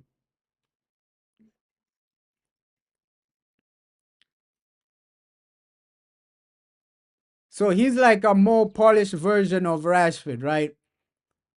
Kylian Mbappe is like a more polished version of Marcus Rashford. That's how I view him. Like a fancier version of Marcus Rashford, a more polished version, a version that has a bit more IQ off the ball, on the ball as well, and a bit more physical threat. Ooh, Osasuna, great defending right there. Great defending. And you gotta give the players that have come in while the main defenders are injured, man. They've been doing extremely well. Chouameni, you've been okay, man. In this game, you've been okay. Doing your thing, going up and down, man. Just get that second goal. You don't want a scenario where these guys are equalizing and then you're back to square one. Get that second goal. Finish the game off, man. Finish the game off. Oh, great save there. Courtois with a great save. And that's what I'm saying. You don't want a scenario where these guys are getting that equalizer. Great save from Thibaut Courtois. Great save from Thibaut Courtois. If that's Andre Onana, it's 1-1, man. If that was Andre Onana, I bet you it was 1-1. So Real Madrid, you got to get that second goal because Osasuna are knocking on the door. They're knocking on the door right now. Great game so far, man. Great game. The boy Camavinga. Camavinga. And we see what Real Madrid are trying to do. Like, they're trying to make this French FC. They tried to get Lenny Yoro. They already have Camavinga. They have Mbappe. So they're trying to make this France FC. Oh, I just want to see Vinny more in the final third, man. He's playing, sometimes he's playing a bit too deep. I want to see the guy in the final third. You and Kylian Mbappe just interchange with the ball. Just play your football, man. I know this is not like Messi, Neymar, Suarez, where they can just interchange at any time. These guys have technical ability on a different level, right? But I want to see that type of attack, right? That type of style of play where you can interchange, you can play in any position, but you can still make something out of nothing. Ooh, another great run from Mbappe, but nobody is literally.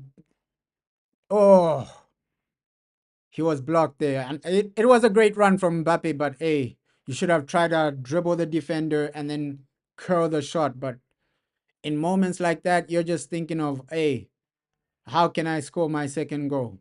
Obviously, that's the only thing on Mbappe's mind. How can I score my second goal?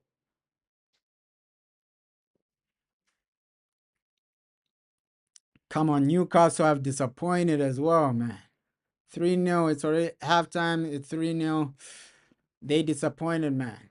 They disappointed. They genuinely did disappoint, but let's hope Real Madrid turn up right now.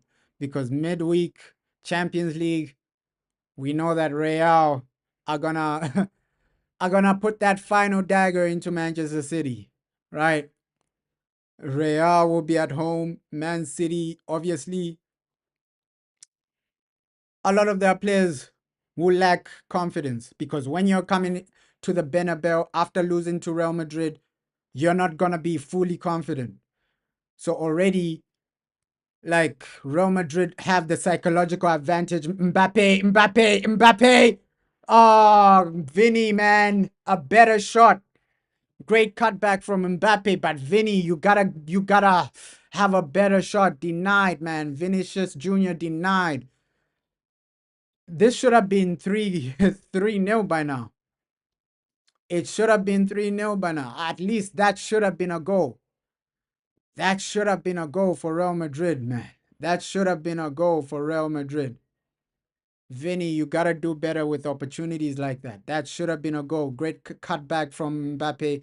The runs Mbappe makes. That's what I'm saying. This guy is not just pace and power. He also has the awareness of, okay, this is when I'm gonna run. This is when I'm gonna play with the defense, right? Or with the midfield, right? So he has that awareness of, okay, what to do, when to do, and how to do it. He has that football awareness. So when people just say this man is pace and power, that's completely false. The runs this guy makes, I wish the Manchester United strikers were making runs like this, were getting into positions like this. And I think Ruud van Nistelrooy said something like this, right? You can't teach a player to have world-class movements. It's either you have it or you don't. World-class movements. We saw Cavani, right? That guy had world-class movement. Cavani, Aguero, these guys had world-class movements. Even Luis Suarez. You can't teach world-class movements. And Mbappe also has that world-class movement. Off the ball, he knows the runs to make. He knows what to do. You can't teach world-class movements. So I wish one of our strikers, either Zersky or Hoyland, had movement like Mbappe. If they had movements like Mbappe, they would be getting way more opportunities. Way more opportunities. Sometimes you as a striker, you create your own opportunities with your movement, right? It's like with Man United, they're strikers, right? We're on a counter attack, but the guy is still in the midfield. Zersky is still in the midfield, or Rasmus Højlund is still in the midfield. While on a counter attack, they're nowhere to be found for a through ball. They're nowhere to be found for across, right? When it's time to cross the ball, there's no one in the box. So you can't even blame the manager at that point. That's why Ruud van Nistelrooy, he said, hey, world-class movements, you can't teach that. It's just nature. You can even see Hendrik. That guy has world-class movements. It's just nature. It's just you can't teach that.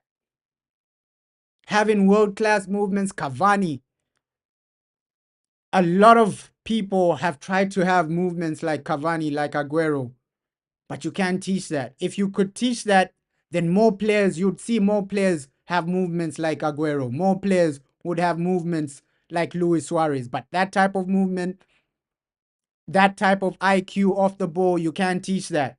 That's why academies, they even say, yo, you can't teach world-class movements.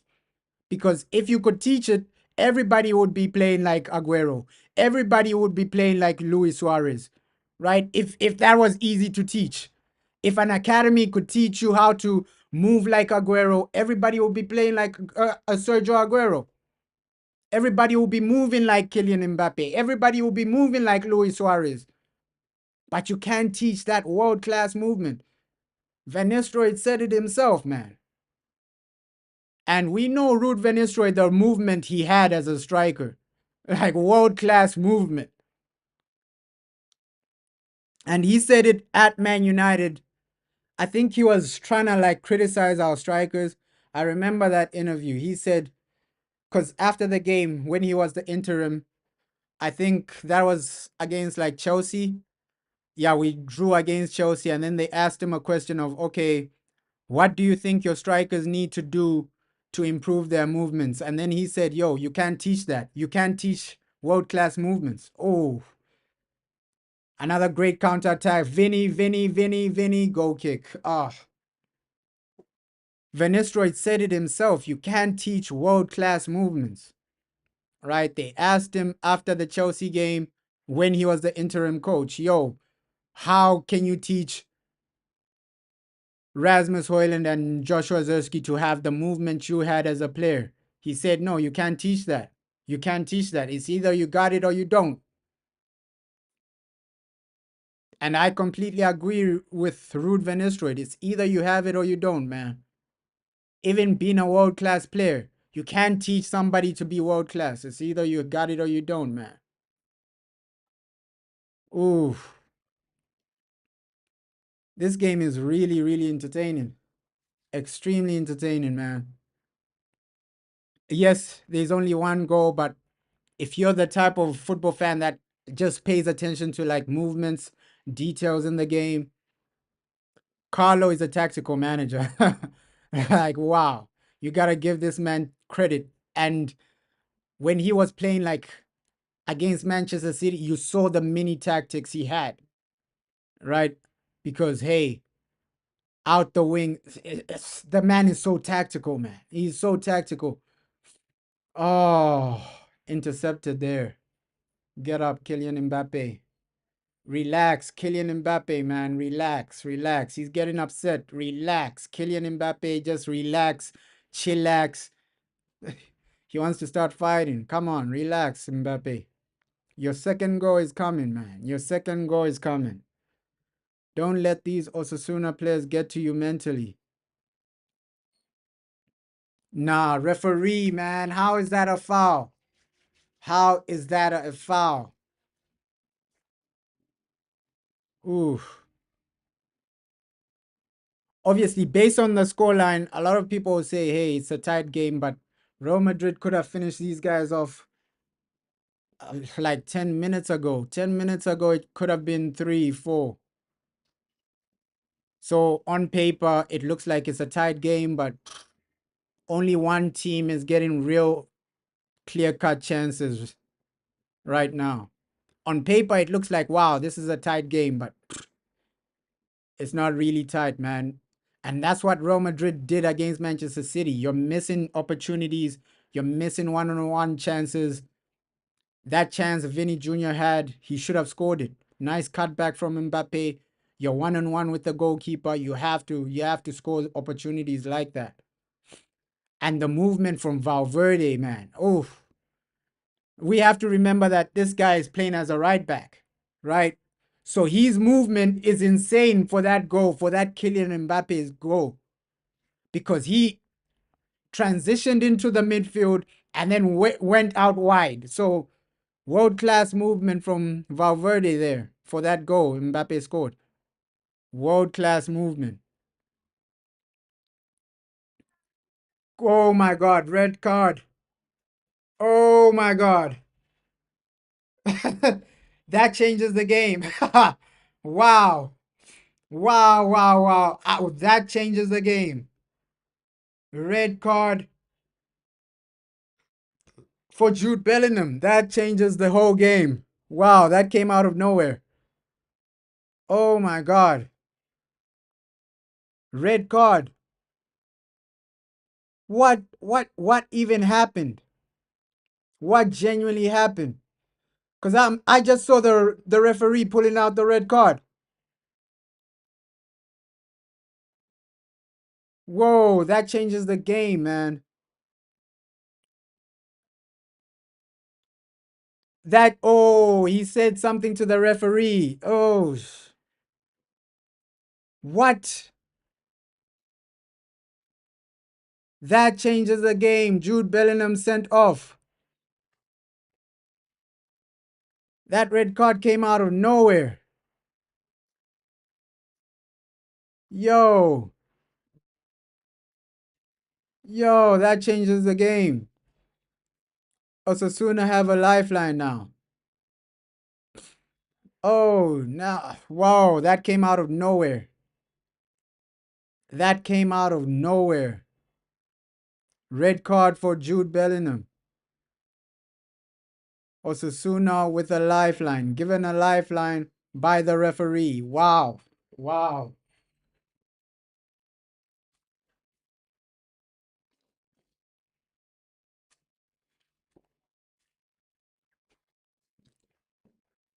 Wow, man. Wow. That changes everything right here.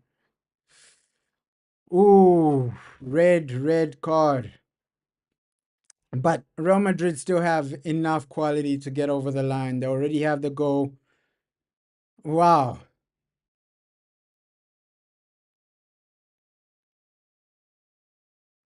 Whew. And that's football, man. The referees make the rules. They can literally dictate a game. Oh, he's ruined the game, the ref. Maybe he's made it more entertaining. Osasuna, they'll have confidence from that red card. Oh my God. And now you can see the confidence from Osasuna, man. The confidence is coming from Osasuna. They know that, hey, now they are a man up. They're trying to get that equalizer as soon as possible. This actually changes everything. I thought, hey, by the 60th minute, Real Madrid, you can make some substitutions. You can rest some players. But this changes everything right now. Oh, this changes everything. This changes everything, man. Wow.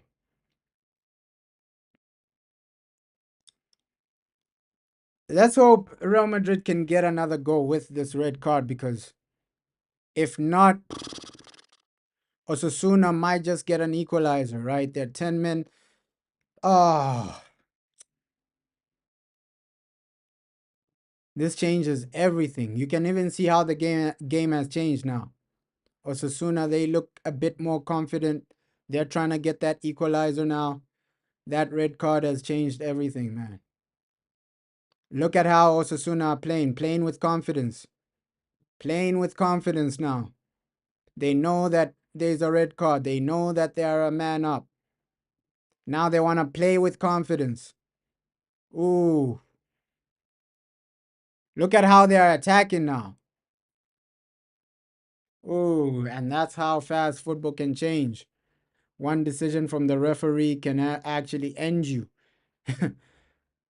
It can actually end you, man. Oh my God.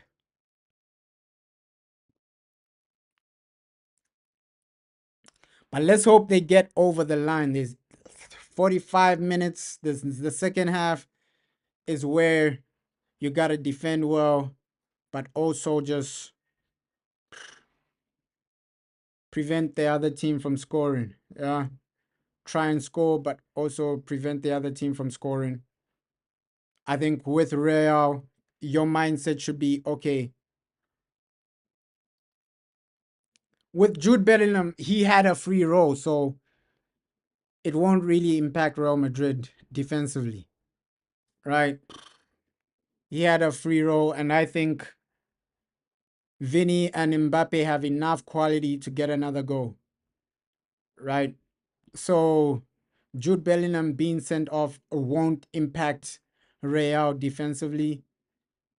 It's just offensively where you're saying, can they get another goal over the line? Because the shape still remains the same, right? Even without Jude Bellingham, you can see defensively the shape is remaining the same from Real Madrid. So he won't really impact a lot defensively.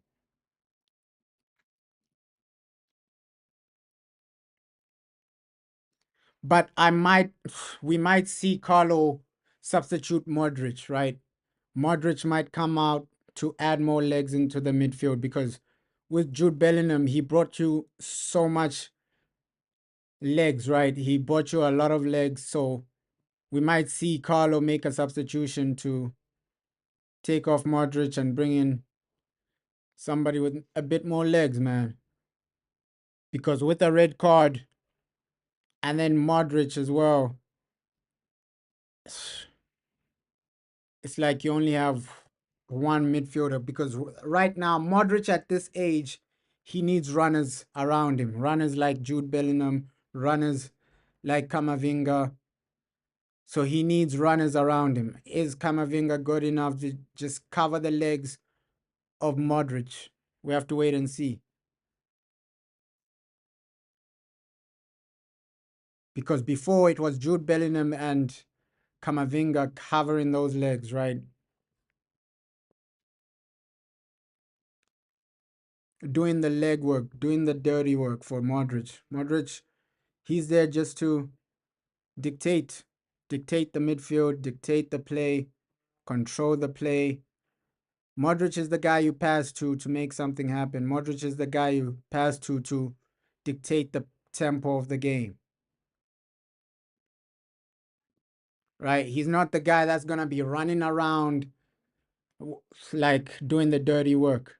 Yes, for his national team, he does that. He does the dirty work. He runs around. He does that.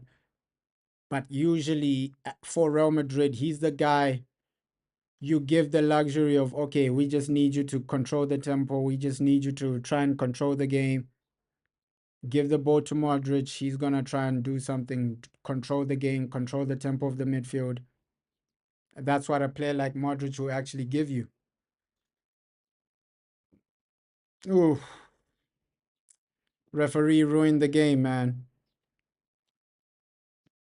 Referee ruined the game. And it's a straight red, so Bellingham misses like, what, 3 games or something? Yeah, massive. Does he miss the Champions League game or not? I think he does.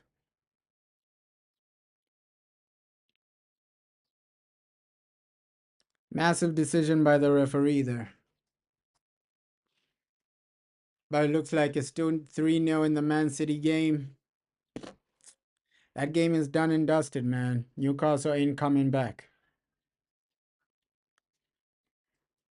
But this game right here is still competitive. Still competitive. That second half. We got to see what genuinely happens in the second half. Oh, let me stop the timer, man. I'm really surprised with that red card.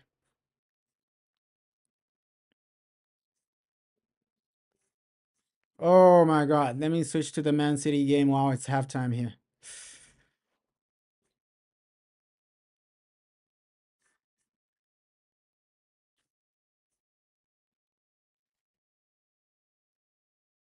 Oof.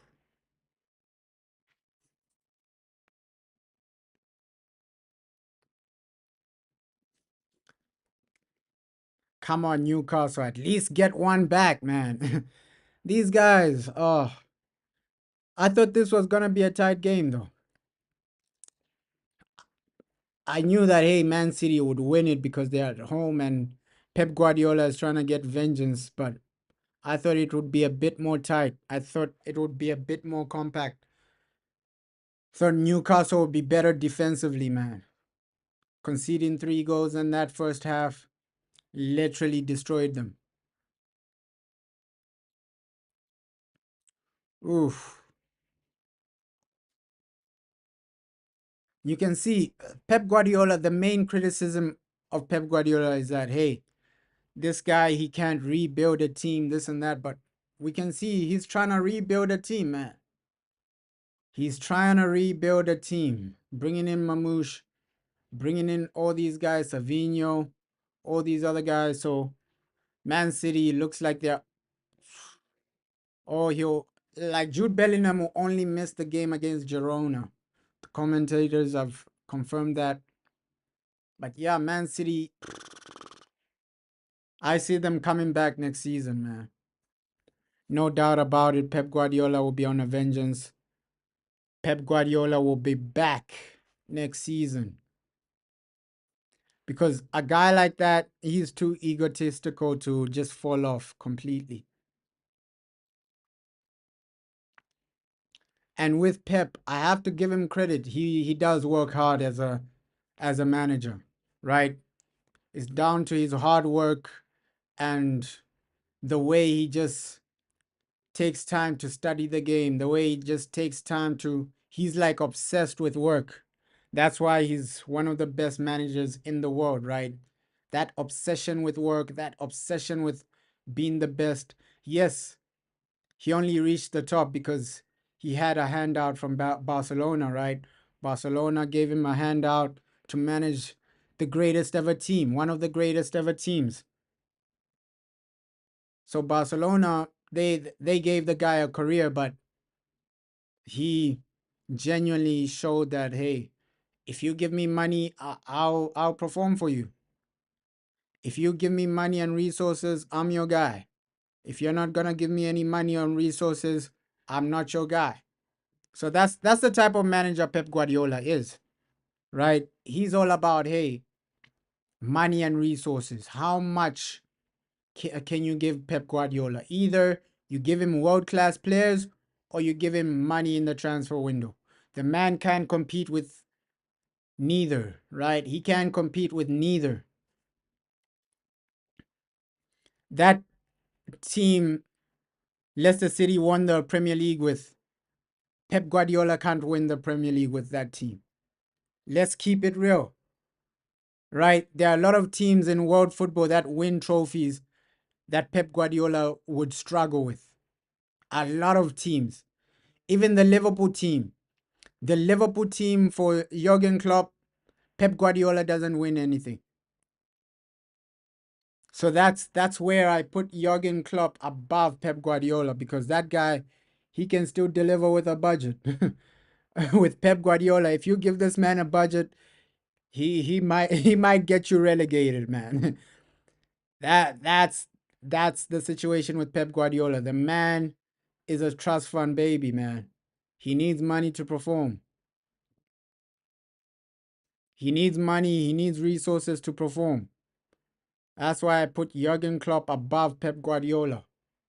With Jurgen Klopp, the guy genuinely doesn't need a lot, right? You give him the players. Oh, Henderson, you want me to ball out with Henderson? Okay, cool. You want me to ball out with who? James Milner? Okay, cool. You want me to ball out with this guy? Okay, cool.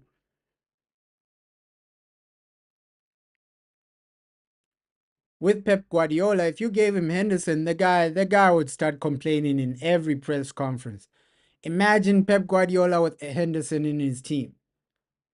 The man wouldn't be doing nothing. He wouldn't do nothing.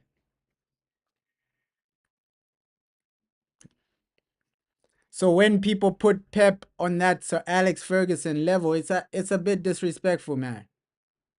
It's a bit disrespectful. It's like comparing somebody who's self-made to somebody who's an industry plant. It's a bit disrespectful. So Alex Ferguson is self-made, right? Pep Guardiola is an industry plant.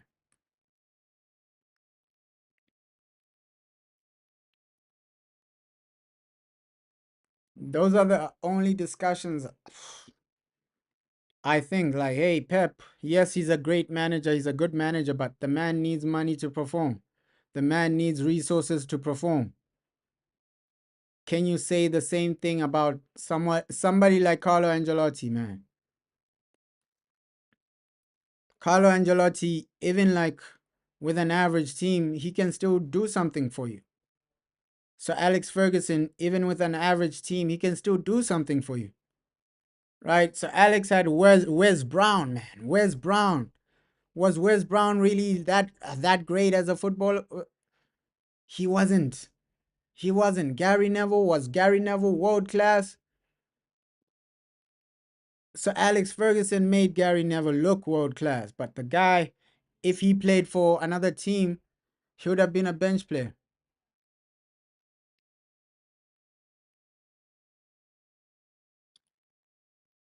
So the level of Sir Alex, man, people disrespect the man too much. Sir Alex Ferguson, man. Putting Pep Guardiola in the same conversation, that's disrespectful to Sir Alex. Disrespectful to Sir Alex, man.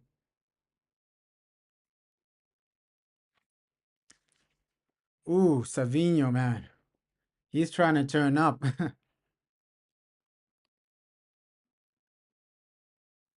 He is trying to turn up right now. Let's hope Man City don't get a fourth goal, because if that genuinely happens, it's game over. It's like Real Madrid, they're heading back onto the field. Oof. Yeah, this City game has genuinely disappointed, man. Newcastle have disappointed the people. We only had one expectation from you guys: dunk on Man City and send them to sleep. We only had one expectation for these guys. One expectation. We were only asking one question from Newcastle: either get a draw or beat Manchester City. But that genuinely didn't happen.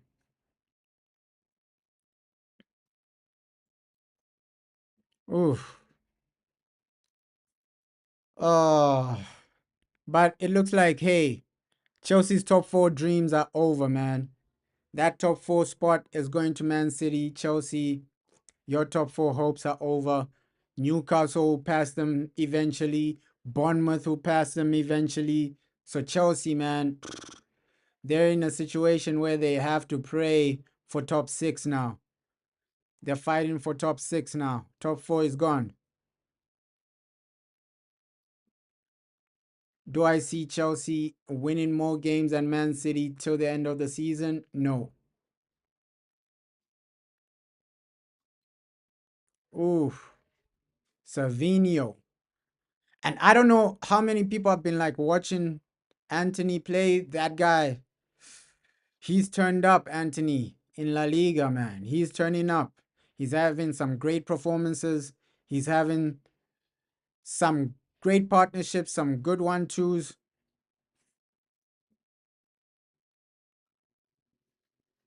Okay, the game is about to come back, man.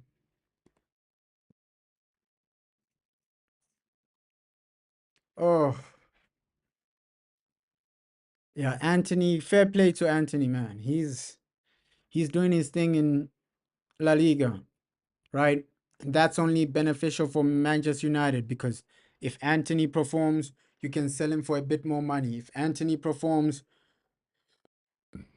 you can get a lot of money for him now. But I don't think Anthony will leave Manchester United after like a good performance like this. Maybe Ruben Amorim will give him a chance at Manchester United. We never know. We never know. But we have to remember that, hey, a lot of football players, they're not allowed to say what's going on behind the scenes because I'm I'm dead sure that, hey, guys like Sir Jim Ratcliffe, guys like the Glazers, they make everybody they work with sign an NDA, right? You gotta sign an NDA before we even employ you. That's how American businessmen move. There's no American billionaire that allows you to work with him without you signing an NDA. It doesn't really happen like that. So I'm definitely sure that, hey, the Glazers have made a lot of people sign an NDA. So you can't even talk about anything related to the Glazers. You can't even talk about any interaction you've had with the Glazers. They're gonna make you sign an NDA, man. Every American business, every American billionaire moves like that. They make everybody sign NDAs, right?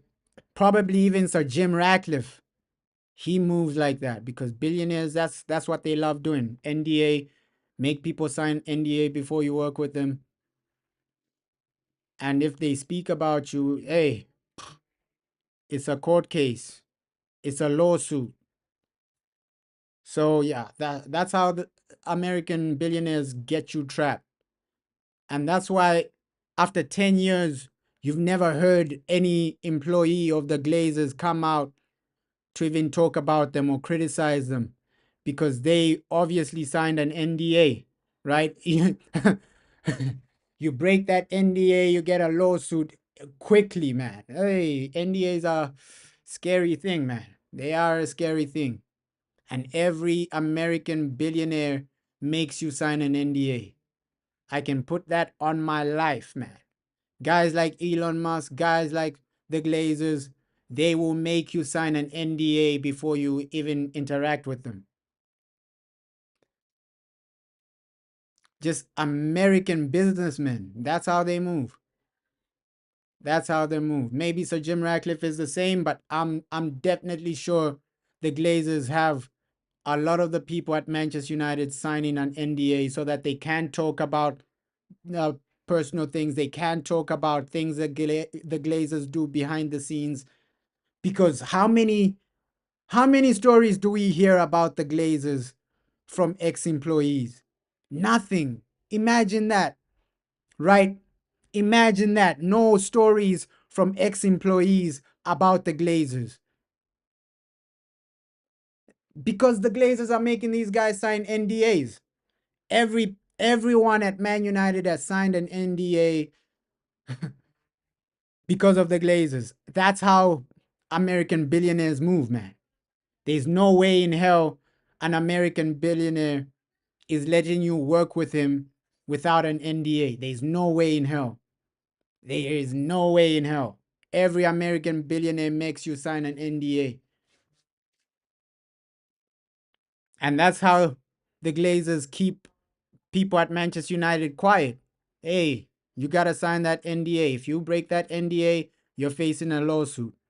If you break this NDA, you're facing a lawsuit.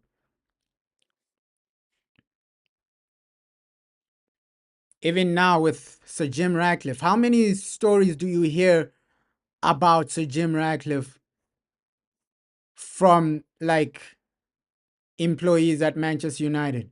You only hear it from the media, but not from employees. With other clubs, you hear employees talk about their owners. Oh, this guy did this, or oh, this owner was like this. But at Man United, no employee will come out and talk about the Glazers because they've signed an NDA. I can bet my life on that. No employee at Man United, even these guys that work for MUTV, Zara, all these guys, I can bet my life they've signed an NDA because of the Glazers. The Glazers have made them sign an NDA. Second half, let's go. Oh, massive second half. Let's go, man. Let's go.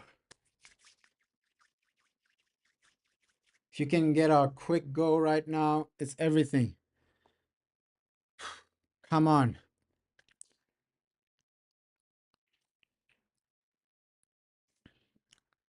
If you can get a quick goal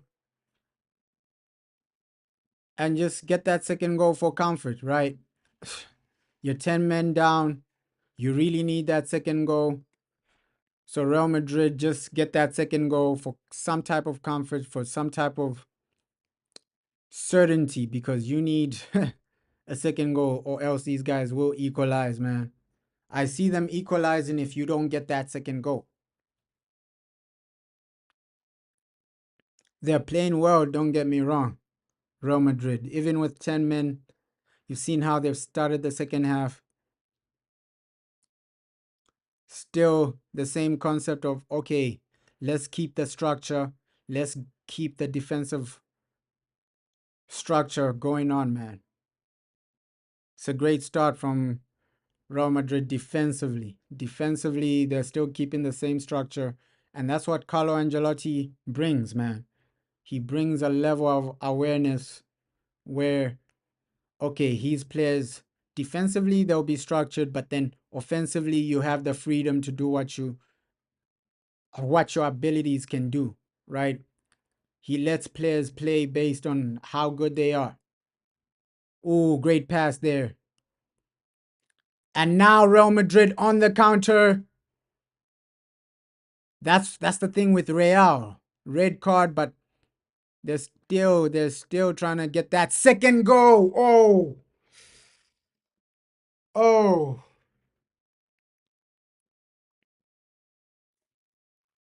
Oh.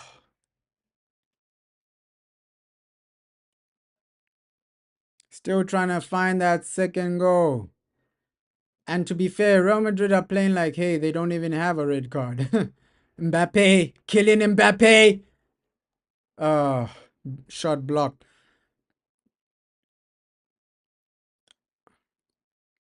But yeah, Man United, a lot of workers at Man United have signed an NDA. There's no way in hell the Glazers have allowed employees at Manchester United to just move around without an NDA. Oof. This referee is just giving cards anyhow, man.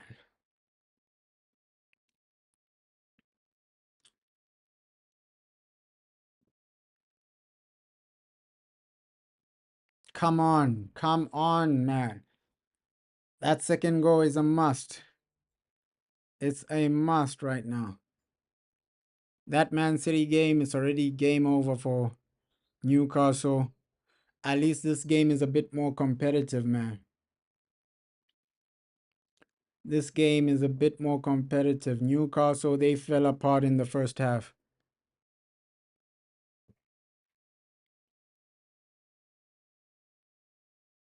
Oof. What can Valverde do? Oh, off target. But we know he has the capabilities of scoring a free kick, Valverde.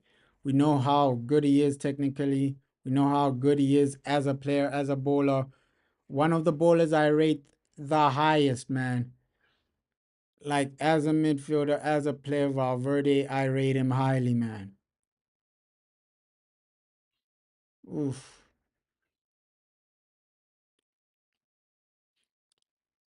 Like in 2 years, I see Newcastle moving away from Eddie Howe, right? They might bring in maybe even somebody like Carlo Ancelotti.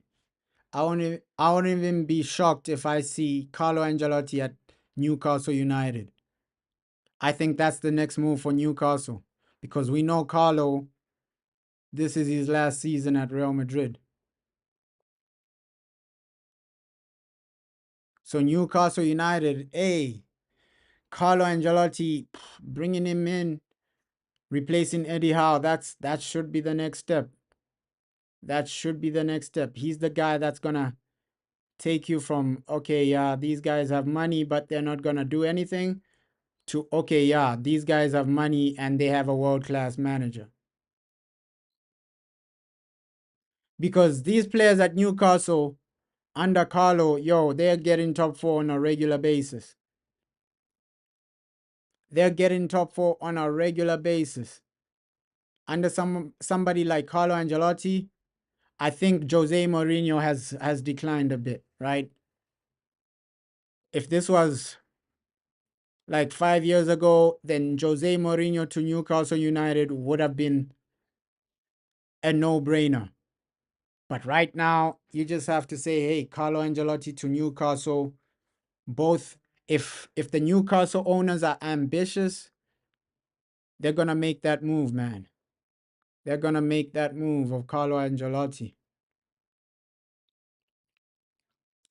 Oof.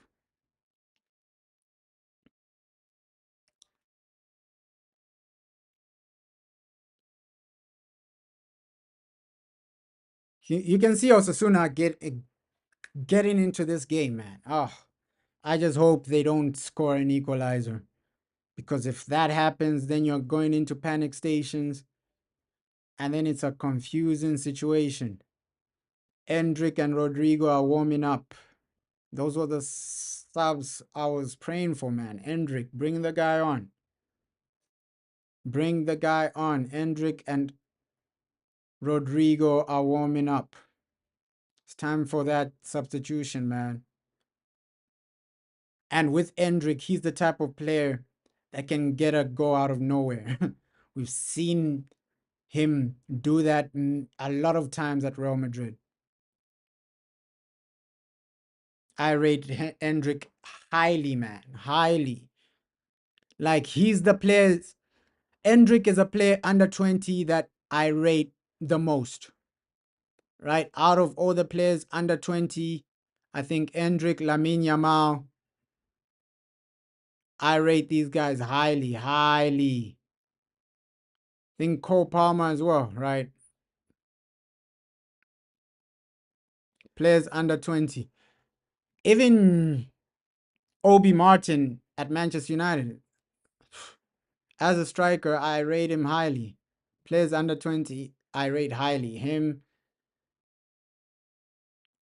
Chido, Obi, Endrick, I rate these guys highly. Lamine Yamal.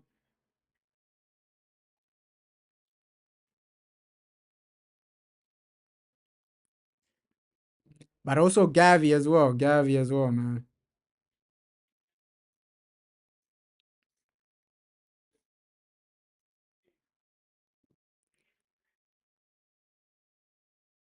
Andre Goulet. Ish, I forgot about Andre Goulet. Andre Goulet, another player under 20, I rate highly, man.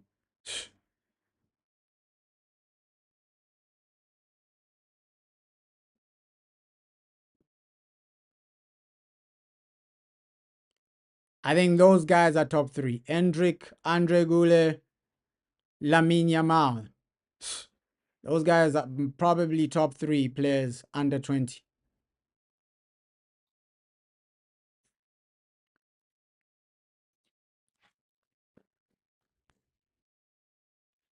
Ah, disappointing from Newcastle. Thought they were gonna do something though.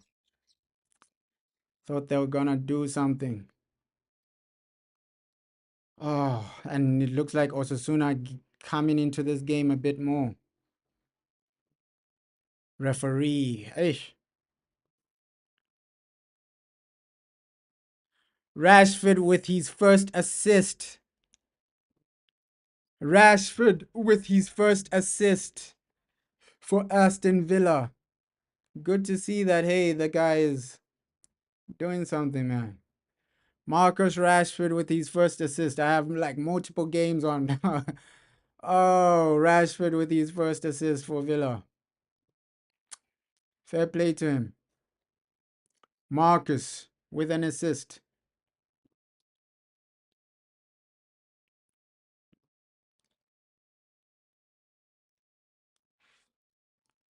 And here we have the traveling squad. Obi Martin has traveled for Manchester United. Somebody has just texted me the traveling squad, man. Wow. Obi Martin has traveled for Manchester United. That's major for the first team against Tottenham. So Chido Obi has traveled. Even Kanye. Wow. So a lot of academy players have traveled for this game. A lot of academy players have traveled for the game against Tottenham, which is great to see.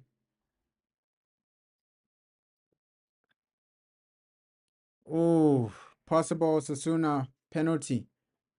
Possible Osasuna penalty right here.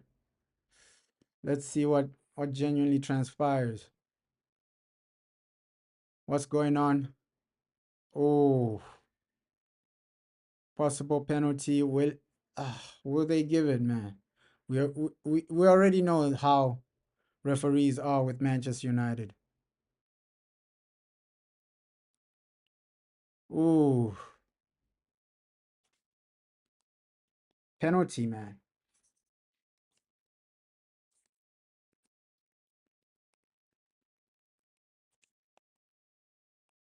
Possible penalty. Yeah, they might give this. They might give this. But for Man United, a lot of the penalty confirmed. And that's what I was saying with Real Madrid. That second goal is everything, man. Because you know this referee is against you in this game. A fake red card and a fake penalty. Damn. You can even see Carlos smiling at, what type of decision is this? What type of decision is this? These referees are moving crazy. These referees are moving crazy right now. So Obi Martin travels with the Manchester United squad. Let's see if I can get that.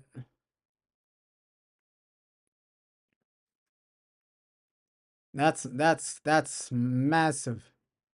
Ah, 1-1. 1-1. Osasuna equalizer. Oh, damn. 1-1, man. 1-1, man. Chido Obi travels with the Manchester United squad. That's the major breaking news. But here, Real Madrid 1-1 plus a man down. Can they make a comeback, man? Can they find a winner? Oh, and that's football for you. You never know what's genuinely gonna happen.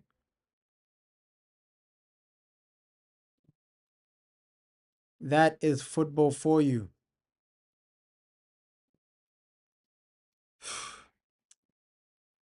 Oh, unlucky, man.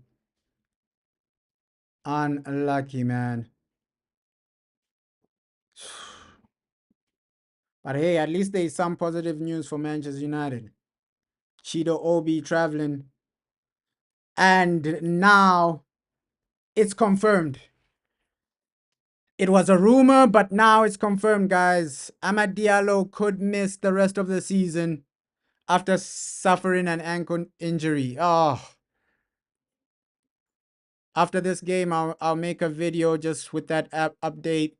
Diallo misses the rest of the season. So it's confirmed Amad Diallo out injured for the rest of the season. And Obi Martin has traveled. Chido Obi has traveled with Manchester United. So yeah, we have some good news and we have some bad news, right? We have some good news and we have some bad news. Diallo out for the rest of the season. That has been confirmed. And Chido Obi is with the Manchester United squad. He's traveled. So right after this game, I will give the update, man. And also Kobe Maino out for a number of weeks. So Kobe Maino, Ogate, Collier. Wow. This is just coming out, the breaking news, guys. Wow. So Kobe Mainoo out, Ogate out, Amad Diallo out. That's why we have so many academy players in the squad. So Mainoo out for a few weeks, Ogate out for a few weeks. Oh my God. So Diallo Mainoo, oh my God. And Diallo out for the season. Oh my God. I'm happy that Chido Obi gets his opportunity, but hearing that, hey, Diallo out for the rest of the season, Mainoo out for the rest of the season. This is major. This is major. Our season might just be over. Europa League might just be over, right? Let's see, maybe Chido Obi will step up and fill those shoes of Amad Diallo, because if you're saying Ogate out for a few weeks, Kobe Mainoo out for a few weeks, Collier will miss the Spurs game, those are a lot of people that are out injured. Oh my God. No, no, no, no, no. Let me just do like a quick video now so that I post it, man. Yo, yo,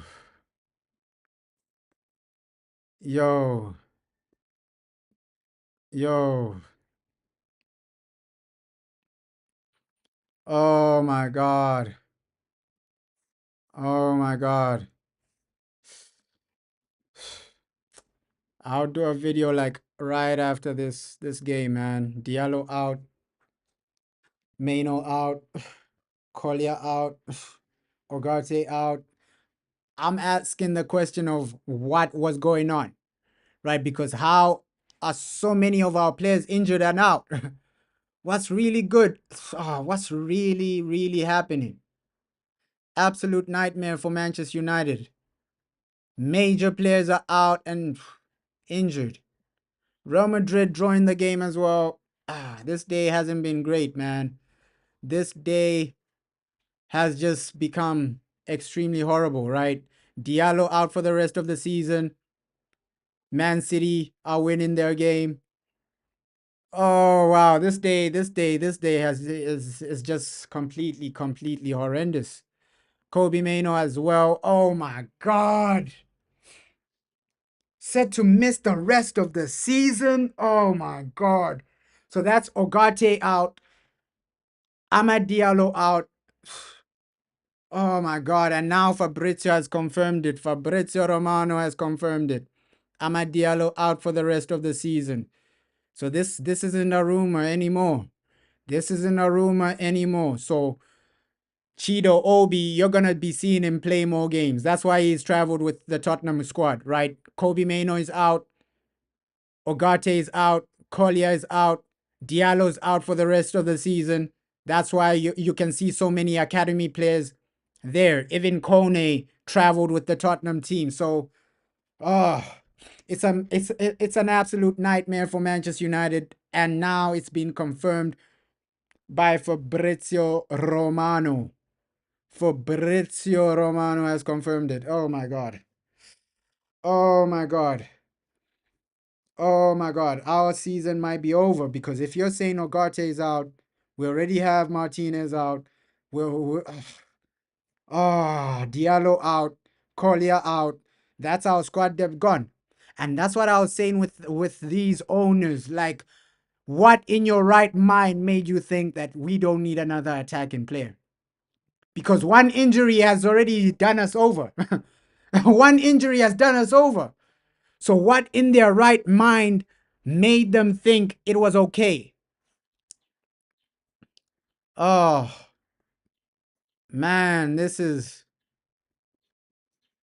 extremely embarrassing, man. Let me just oh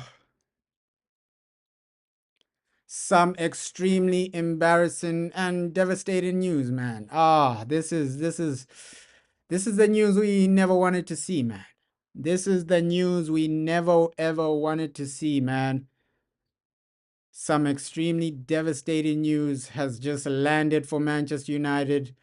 Diallo out for the rest of the season. Not only Diallo, but Ugarte is going to miss the Tottenham game. Plus, you're also saying, hey, Collier will miss the Tottenham game.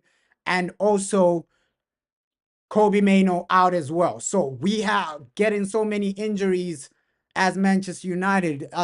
Major players. But another positive, so only one positive for this is Chido Obi is traveling with the team for the Spurs game, but Amad Diallo out for the rest of the season. That's something we never wanted to hear, man. That's something we never wanted to experience. As Manchester United fans, we know that, hey, Diallo, he was just getting into form. He was just getting into form, man. And he was such a contributor. Amad Diallo, him out for the rest of the season. This is something I don't want to genuinely see, but unfortunately, it's being confirmed by Fabrizio Romano as well. Diallo out for the rest of the season. Kobe Mainoo out for the Tottenham game. Ugarte out. Our season has gone completely down south, right? Completely down south. You're talking about major players, starting lineup players injured. And that's why a lot of people were complaining with the board. Why don't you sign another player? What if we get an injury? And now a massive injury has happened. Amad Diallo out for the rest of the season. Horrendous news. Horrendous news, man. Horrendous news. But this Carlo Ancelotti, let's hope Real Madrid can get a go and just say what's up, man. Oh, Diallo out for the rest of the season. Oh, this is what I didn't want to see, man. Oh, this is what we didn't want to see, man. Because he's a guy that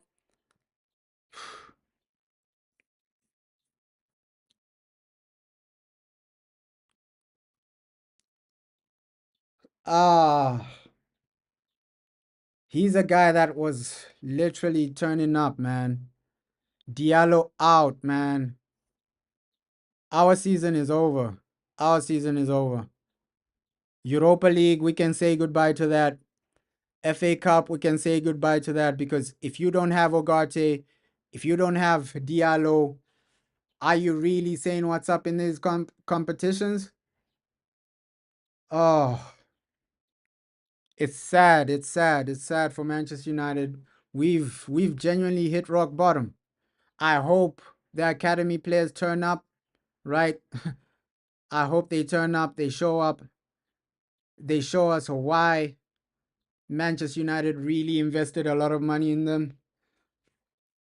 But hey, the news of losing Amad Diallo, it's not easy, man. It ain't easy. It ain't easy to actually lose a player like Ahmad. Player like Ahmad, a player like Ugarte. These guys are doing a lot, man. Oh. And this news has just hit us quick. That's the thing. This news has just hit us quick. Ah. And now you look back at the situation of us not spending money in the January transfer window. Why aren't you spending money for an attacking player? Right? Now, one of your most consistent attackers is injured for the rest of the season. What are you going to do? Ahmed is out. So what now? What now? Huh? What now? Of course, Chido Obi, I love him. I love him. Let's hope he does play. I love him, man. I love him. I love Chido Obi. I love him. But with Diallo, I had some faith, man. I had some hope. Because it's not only that, Diallo is good, but he was developing well, man. He was developing well. And then he gets an injury for the rest of the season. That's what's heartbreaking. That is what's heartbreaking. He was developing well, and that's what's heartbreaking for Manchester United. Your main players are out, done. and injured. Oh,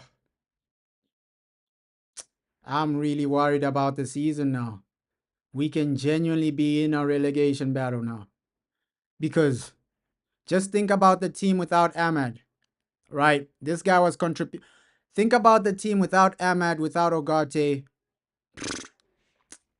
Our season has gone down south, really. Extremely down south, but this game, let's hope we see a team actually get a go, man. Get a go in this game.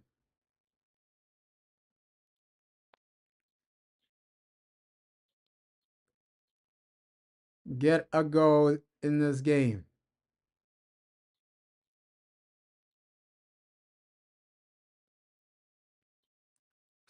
Oh my God, get a go in this game.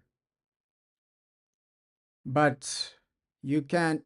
Oh, this news has completely taken me down south. I'm not gonna lie, man. It has completely taken me down south, this news. Oh,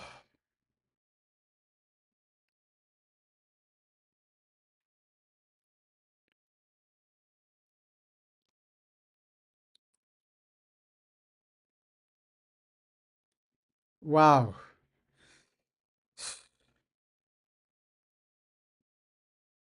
Let's hope we actually see something better, man. Real Madrid, get a goal. Get a goal to improve the mood, man. Because just hearing that Ahmad is out and injured is something we don't want to genuinely see.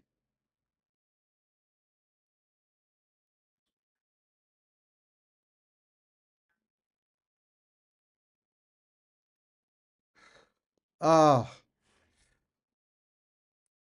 oh. Looks like Osasuna might get that winner, man. They might get that winner. Osasuna might get that winner, man. They look like the team that are asking more questions. But yeah, this news has literally ruined my day, man. Oh, literally ruined my day. Already, Man United was struggling like crazy. And now you just think United without Diallo and Ogate, it's game over, man. It is game over. Already we was we were struggling insane.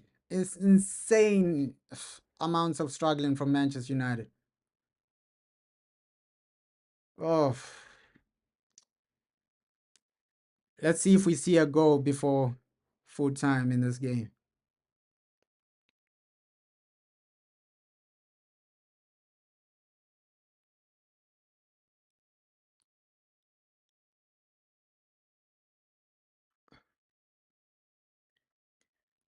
Oh,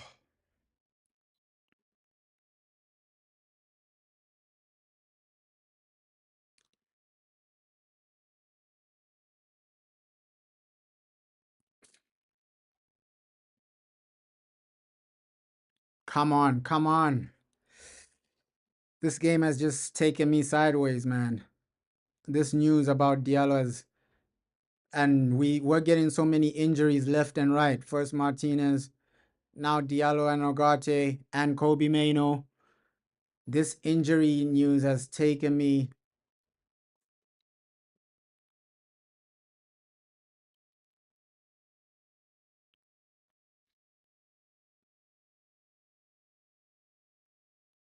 Oh,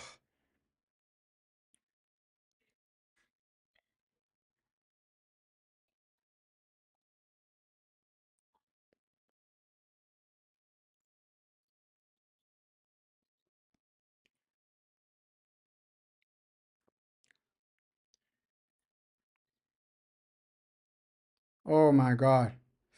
I can't even think.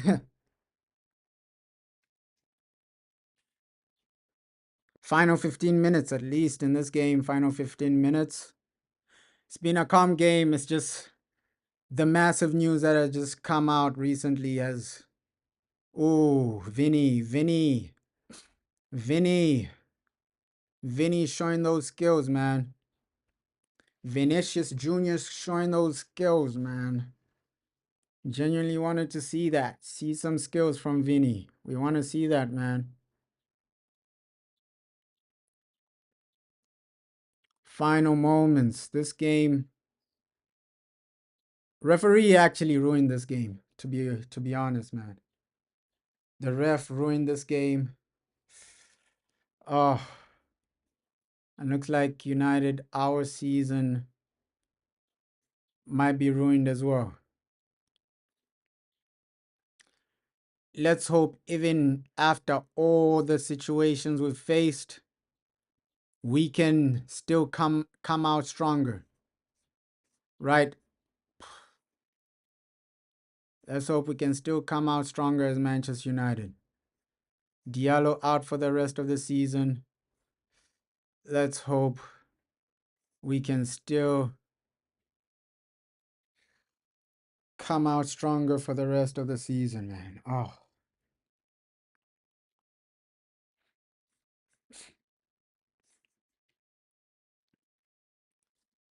Come on, final 15 minutes. Final 15 minutes. Let's do something. Final 15. Yeah, bad news, bro. Bad news. Bad news for United. Oh. Our season is over, man. Our season is over. Extremely disappointing because beginning of the season, I had some hope. I had some not really expectations, but after signing Lenny Euro, Delit, all these other guys, I didn't expect us to be in the bottom half of the table. Genuinely didn't expect that. I didn't expect us to be in the bottom half of the table, struggling like this. Oh my God. Oh my God. I didn't expect this. This news has just hit me like differently, man. It has hit differently. Oh my God.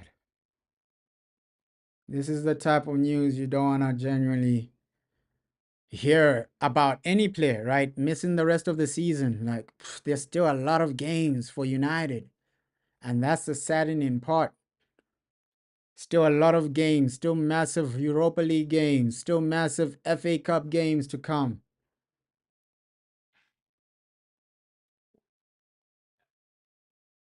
Oh.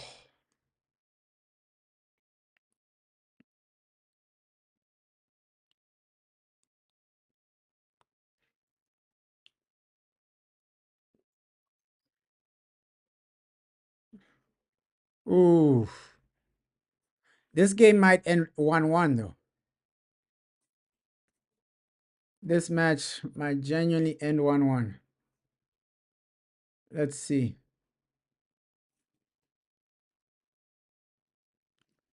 Let's see, man. Oof.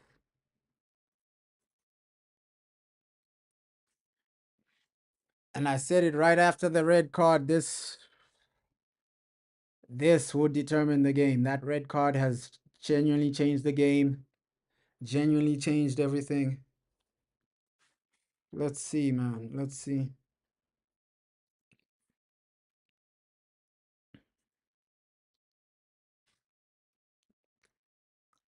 Oof.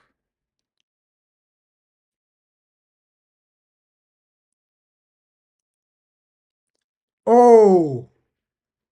Oh, Osasuna knocking on the door, man. These guys are knocking on the door. Final 10 minutes. Final 10 minutes, they're knocking on the door. Osasuna knocking on the door. Final 10 minutes. Come on. Come on, Real Madrid. You need to get something from this game. The 3 points are there because if you lose this, if you draw this, Barca are back. Like the form Barcelona are on, you draw this, They're back. They're back on your tail, man. Kylian Mbappe pass. Oh my God. What an interception there. What an interception there. What an interception there. Oh my God. What an interception there.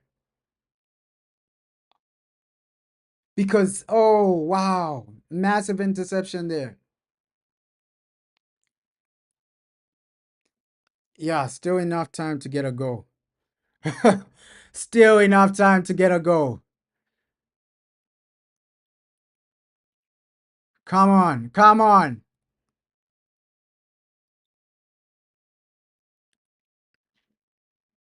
Wow. Massive interception there. You don't see genuinely big interceptions like that on a regular basis. You don't see those types of interceptions on a regular basis, man. You genuinely don't see that. That was a game-changing interception because if he's through, oh, Valverde. Oh, it's Modric. Oh, come on, man. They're pushing. They're pushing for that goal, man. Madrid are pushing. Madrid are pushing for that goal. Come on. Come on. Come on.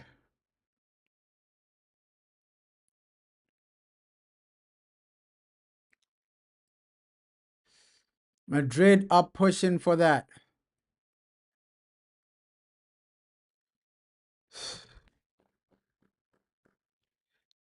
Nine minutes. Can you do something? Can you turn up?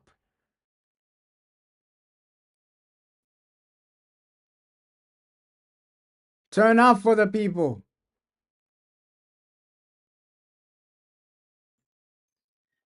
Turn up for the fans.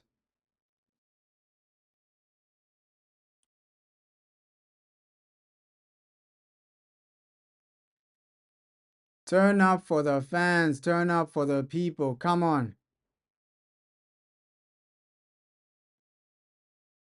Oof.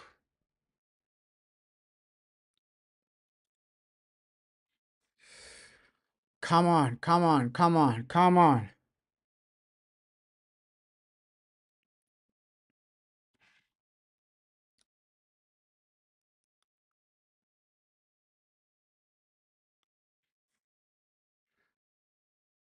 Ooh, Vinny, trying to dribble his way out.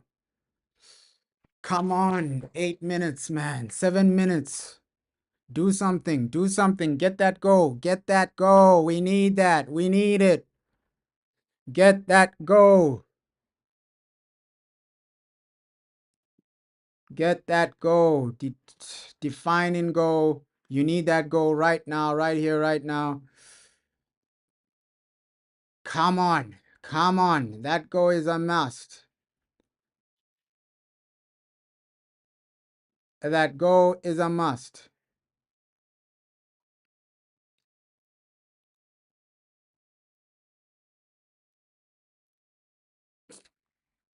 Come on. United.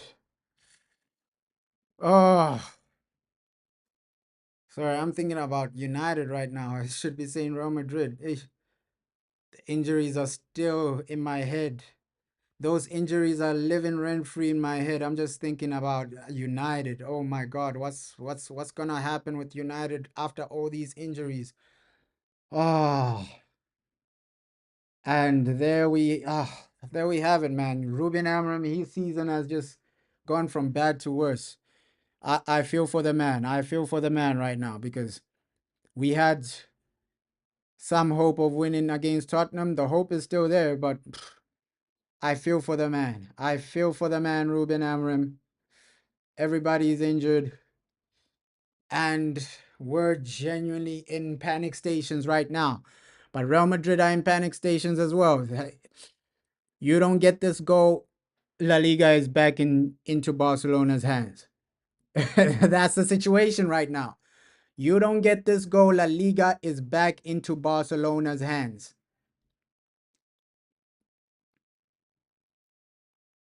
Oh, You don't get this goal, La Liga is back into Barcelona's hands.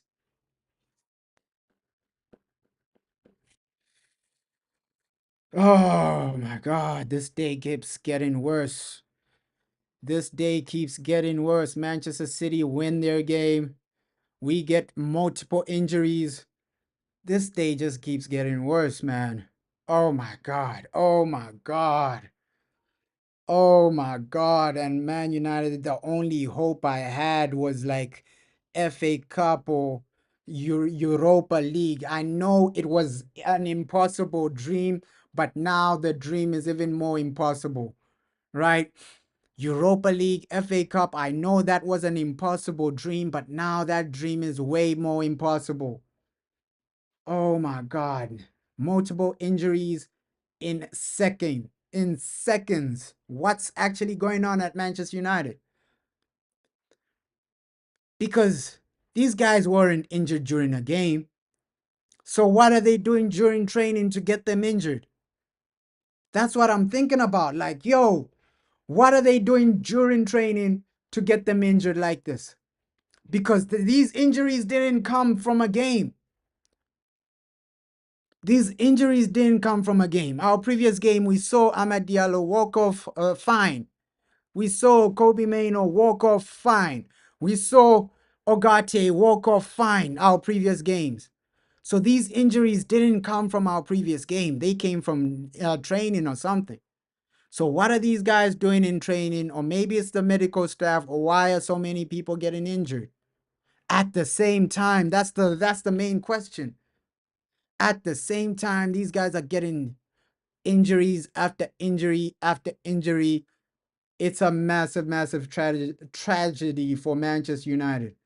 This news has broken me, right? Oh,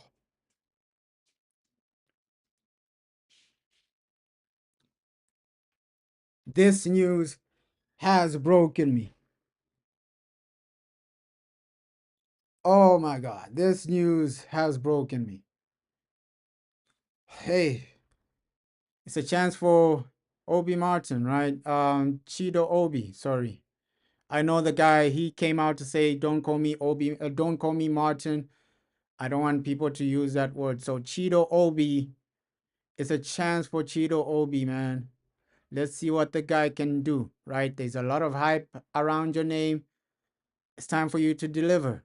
This is how guys like Rashford came into the first team. After opportunities like this, after massive injuries like this. So we might discover a star with these injuries. Even Kone, the midfielder we signed from like Africa, Kone, he's gonna be featuring against Spurs, right? He either is gonna be on the bench or he's gonna be playing. So those two players are gonna feature Kone, Chido Obi, and other academy players. So this might this might be a blessing in disguise, but it's never a blessing to lose one of your best players, right? Yes, academy players are gonna get a chance, but after this, we have to see. We have to see. We have to see, man. Because, hey, I want one of these academy players to shine. It's time for you to take your opportunity and shine. Take your opportunity and fill that void, fill that gap, right? Because Diallo being injured, that's a massive gap for United. I think he has the highest GA or something like that, So even Ogate in the midfield, Kone, if you can come in and fill that void, because even Collier is out injured, out for the game. So let's see if one of these academy players can come on, fill the void, and just do something, man. Do something for Manchester United. This has genuinely ruined my day. This has genuinely ruined my day, man. Oh, our season is officially over. And for Real Madrid, if they don't get a goal in the next few minutes, you can see the Osasuna fans are going crazy right now. If Real Madrid don't get a goal in the next few minutes, La Liga is done and dusted, man. Barcelona are taking that La Liga, right? Because They are in great form. They have some great momentum, and you're really throwing it away. Real Madrid is throwing it away by losing points in this game. This might be the game you look back and say, hey, Real Madrid threw away La Liga. Ah, but United, man, why do you have to do this to us? God, why did you have to do this to us? Our season, Kylian Mbappe. Oh my God, Mbappe, those are the opportunities you have to pass. You have to pass. He's looking for the glory. He's looking for the glory in the final minutes. But life is more than just glory. Football is more than just glory. Mbappe, you have to pass. Oh, looks like our season is over. United, you tried, but unfortunately, it wasn't good enough. We tried as Manchester United. We tried. Summer transfer window, you brought in Delit, you brought in these guys, but you didn't start with the manager. You should have started with the manager. That was the most important signing. And yes, our season was over for a long time, but you still had hope for a Europa League. You still had hope for reaching a semi-final in the FA Cup. Now all that hope is done and dusted. All that hope is done and dusted for Man United. Our season is over, man. Our season is over. Real Madrid giving away La Liga as well, right? Yes, it's only 2 points, but those are 2 points for Barcelona to recover. So, yo, this is a messed up day. Messed up day. And the fact that Manchester City won doesn't make this day any better, man. Oh my God. The fact that Manchester City are out here winning games comfortably doesn't make it better. Mbappe should have done better there. Oh,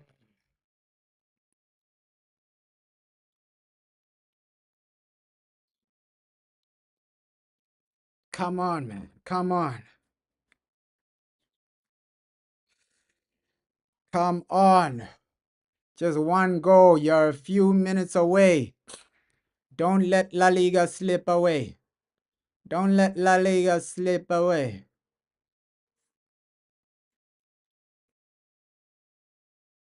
Oh, United, man. Oof. This news has hit me hard, man. I'm not gonna lie. This news has hit me hard. It's like somebody has. Oh, it's hit me hard. This news has hit me hard. It's literally taken me apart. It's like somebody is just attacking me, knocked me out. It's like I just got knocked out in a fight and I'm just waking up from a knockout. Oh my God, I just got knocked out. That's how this news has taken me apart, man. This feels like I just got knocked out and I'm just waking up from a knockout. Oh,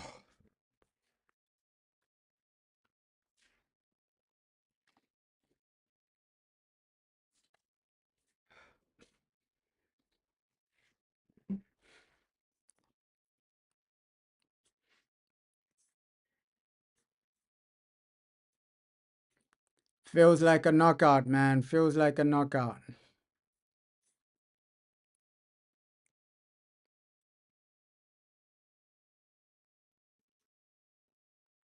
Feels like a complete knockout right here. Oh, few more seconds until this game is done and dusted.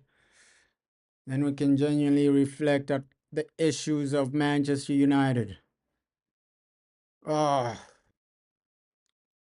time to reflect and pray. Pray for United, man. Pray for Manchester. Our team has been sabotaged. Our team has been taken backwards, man.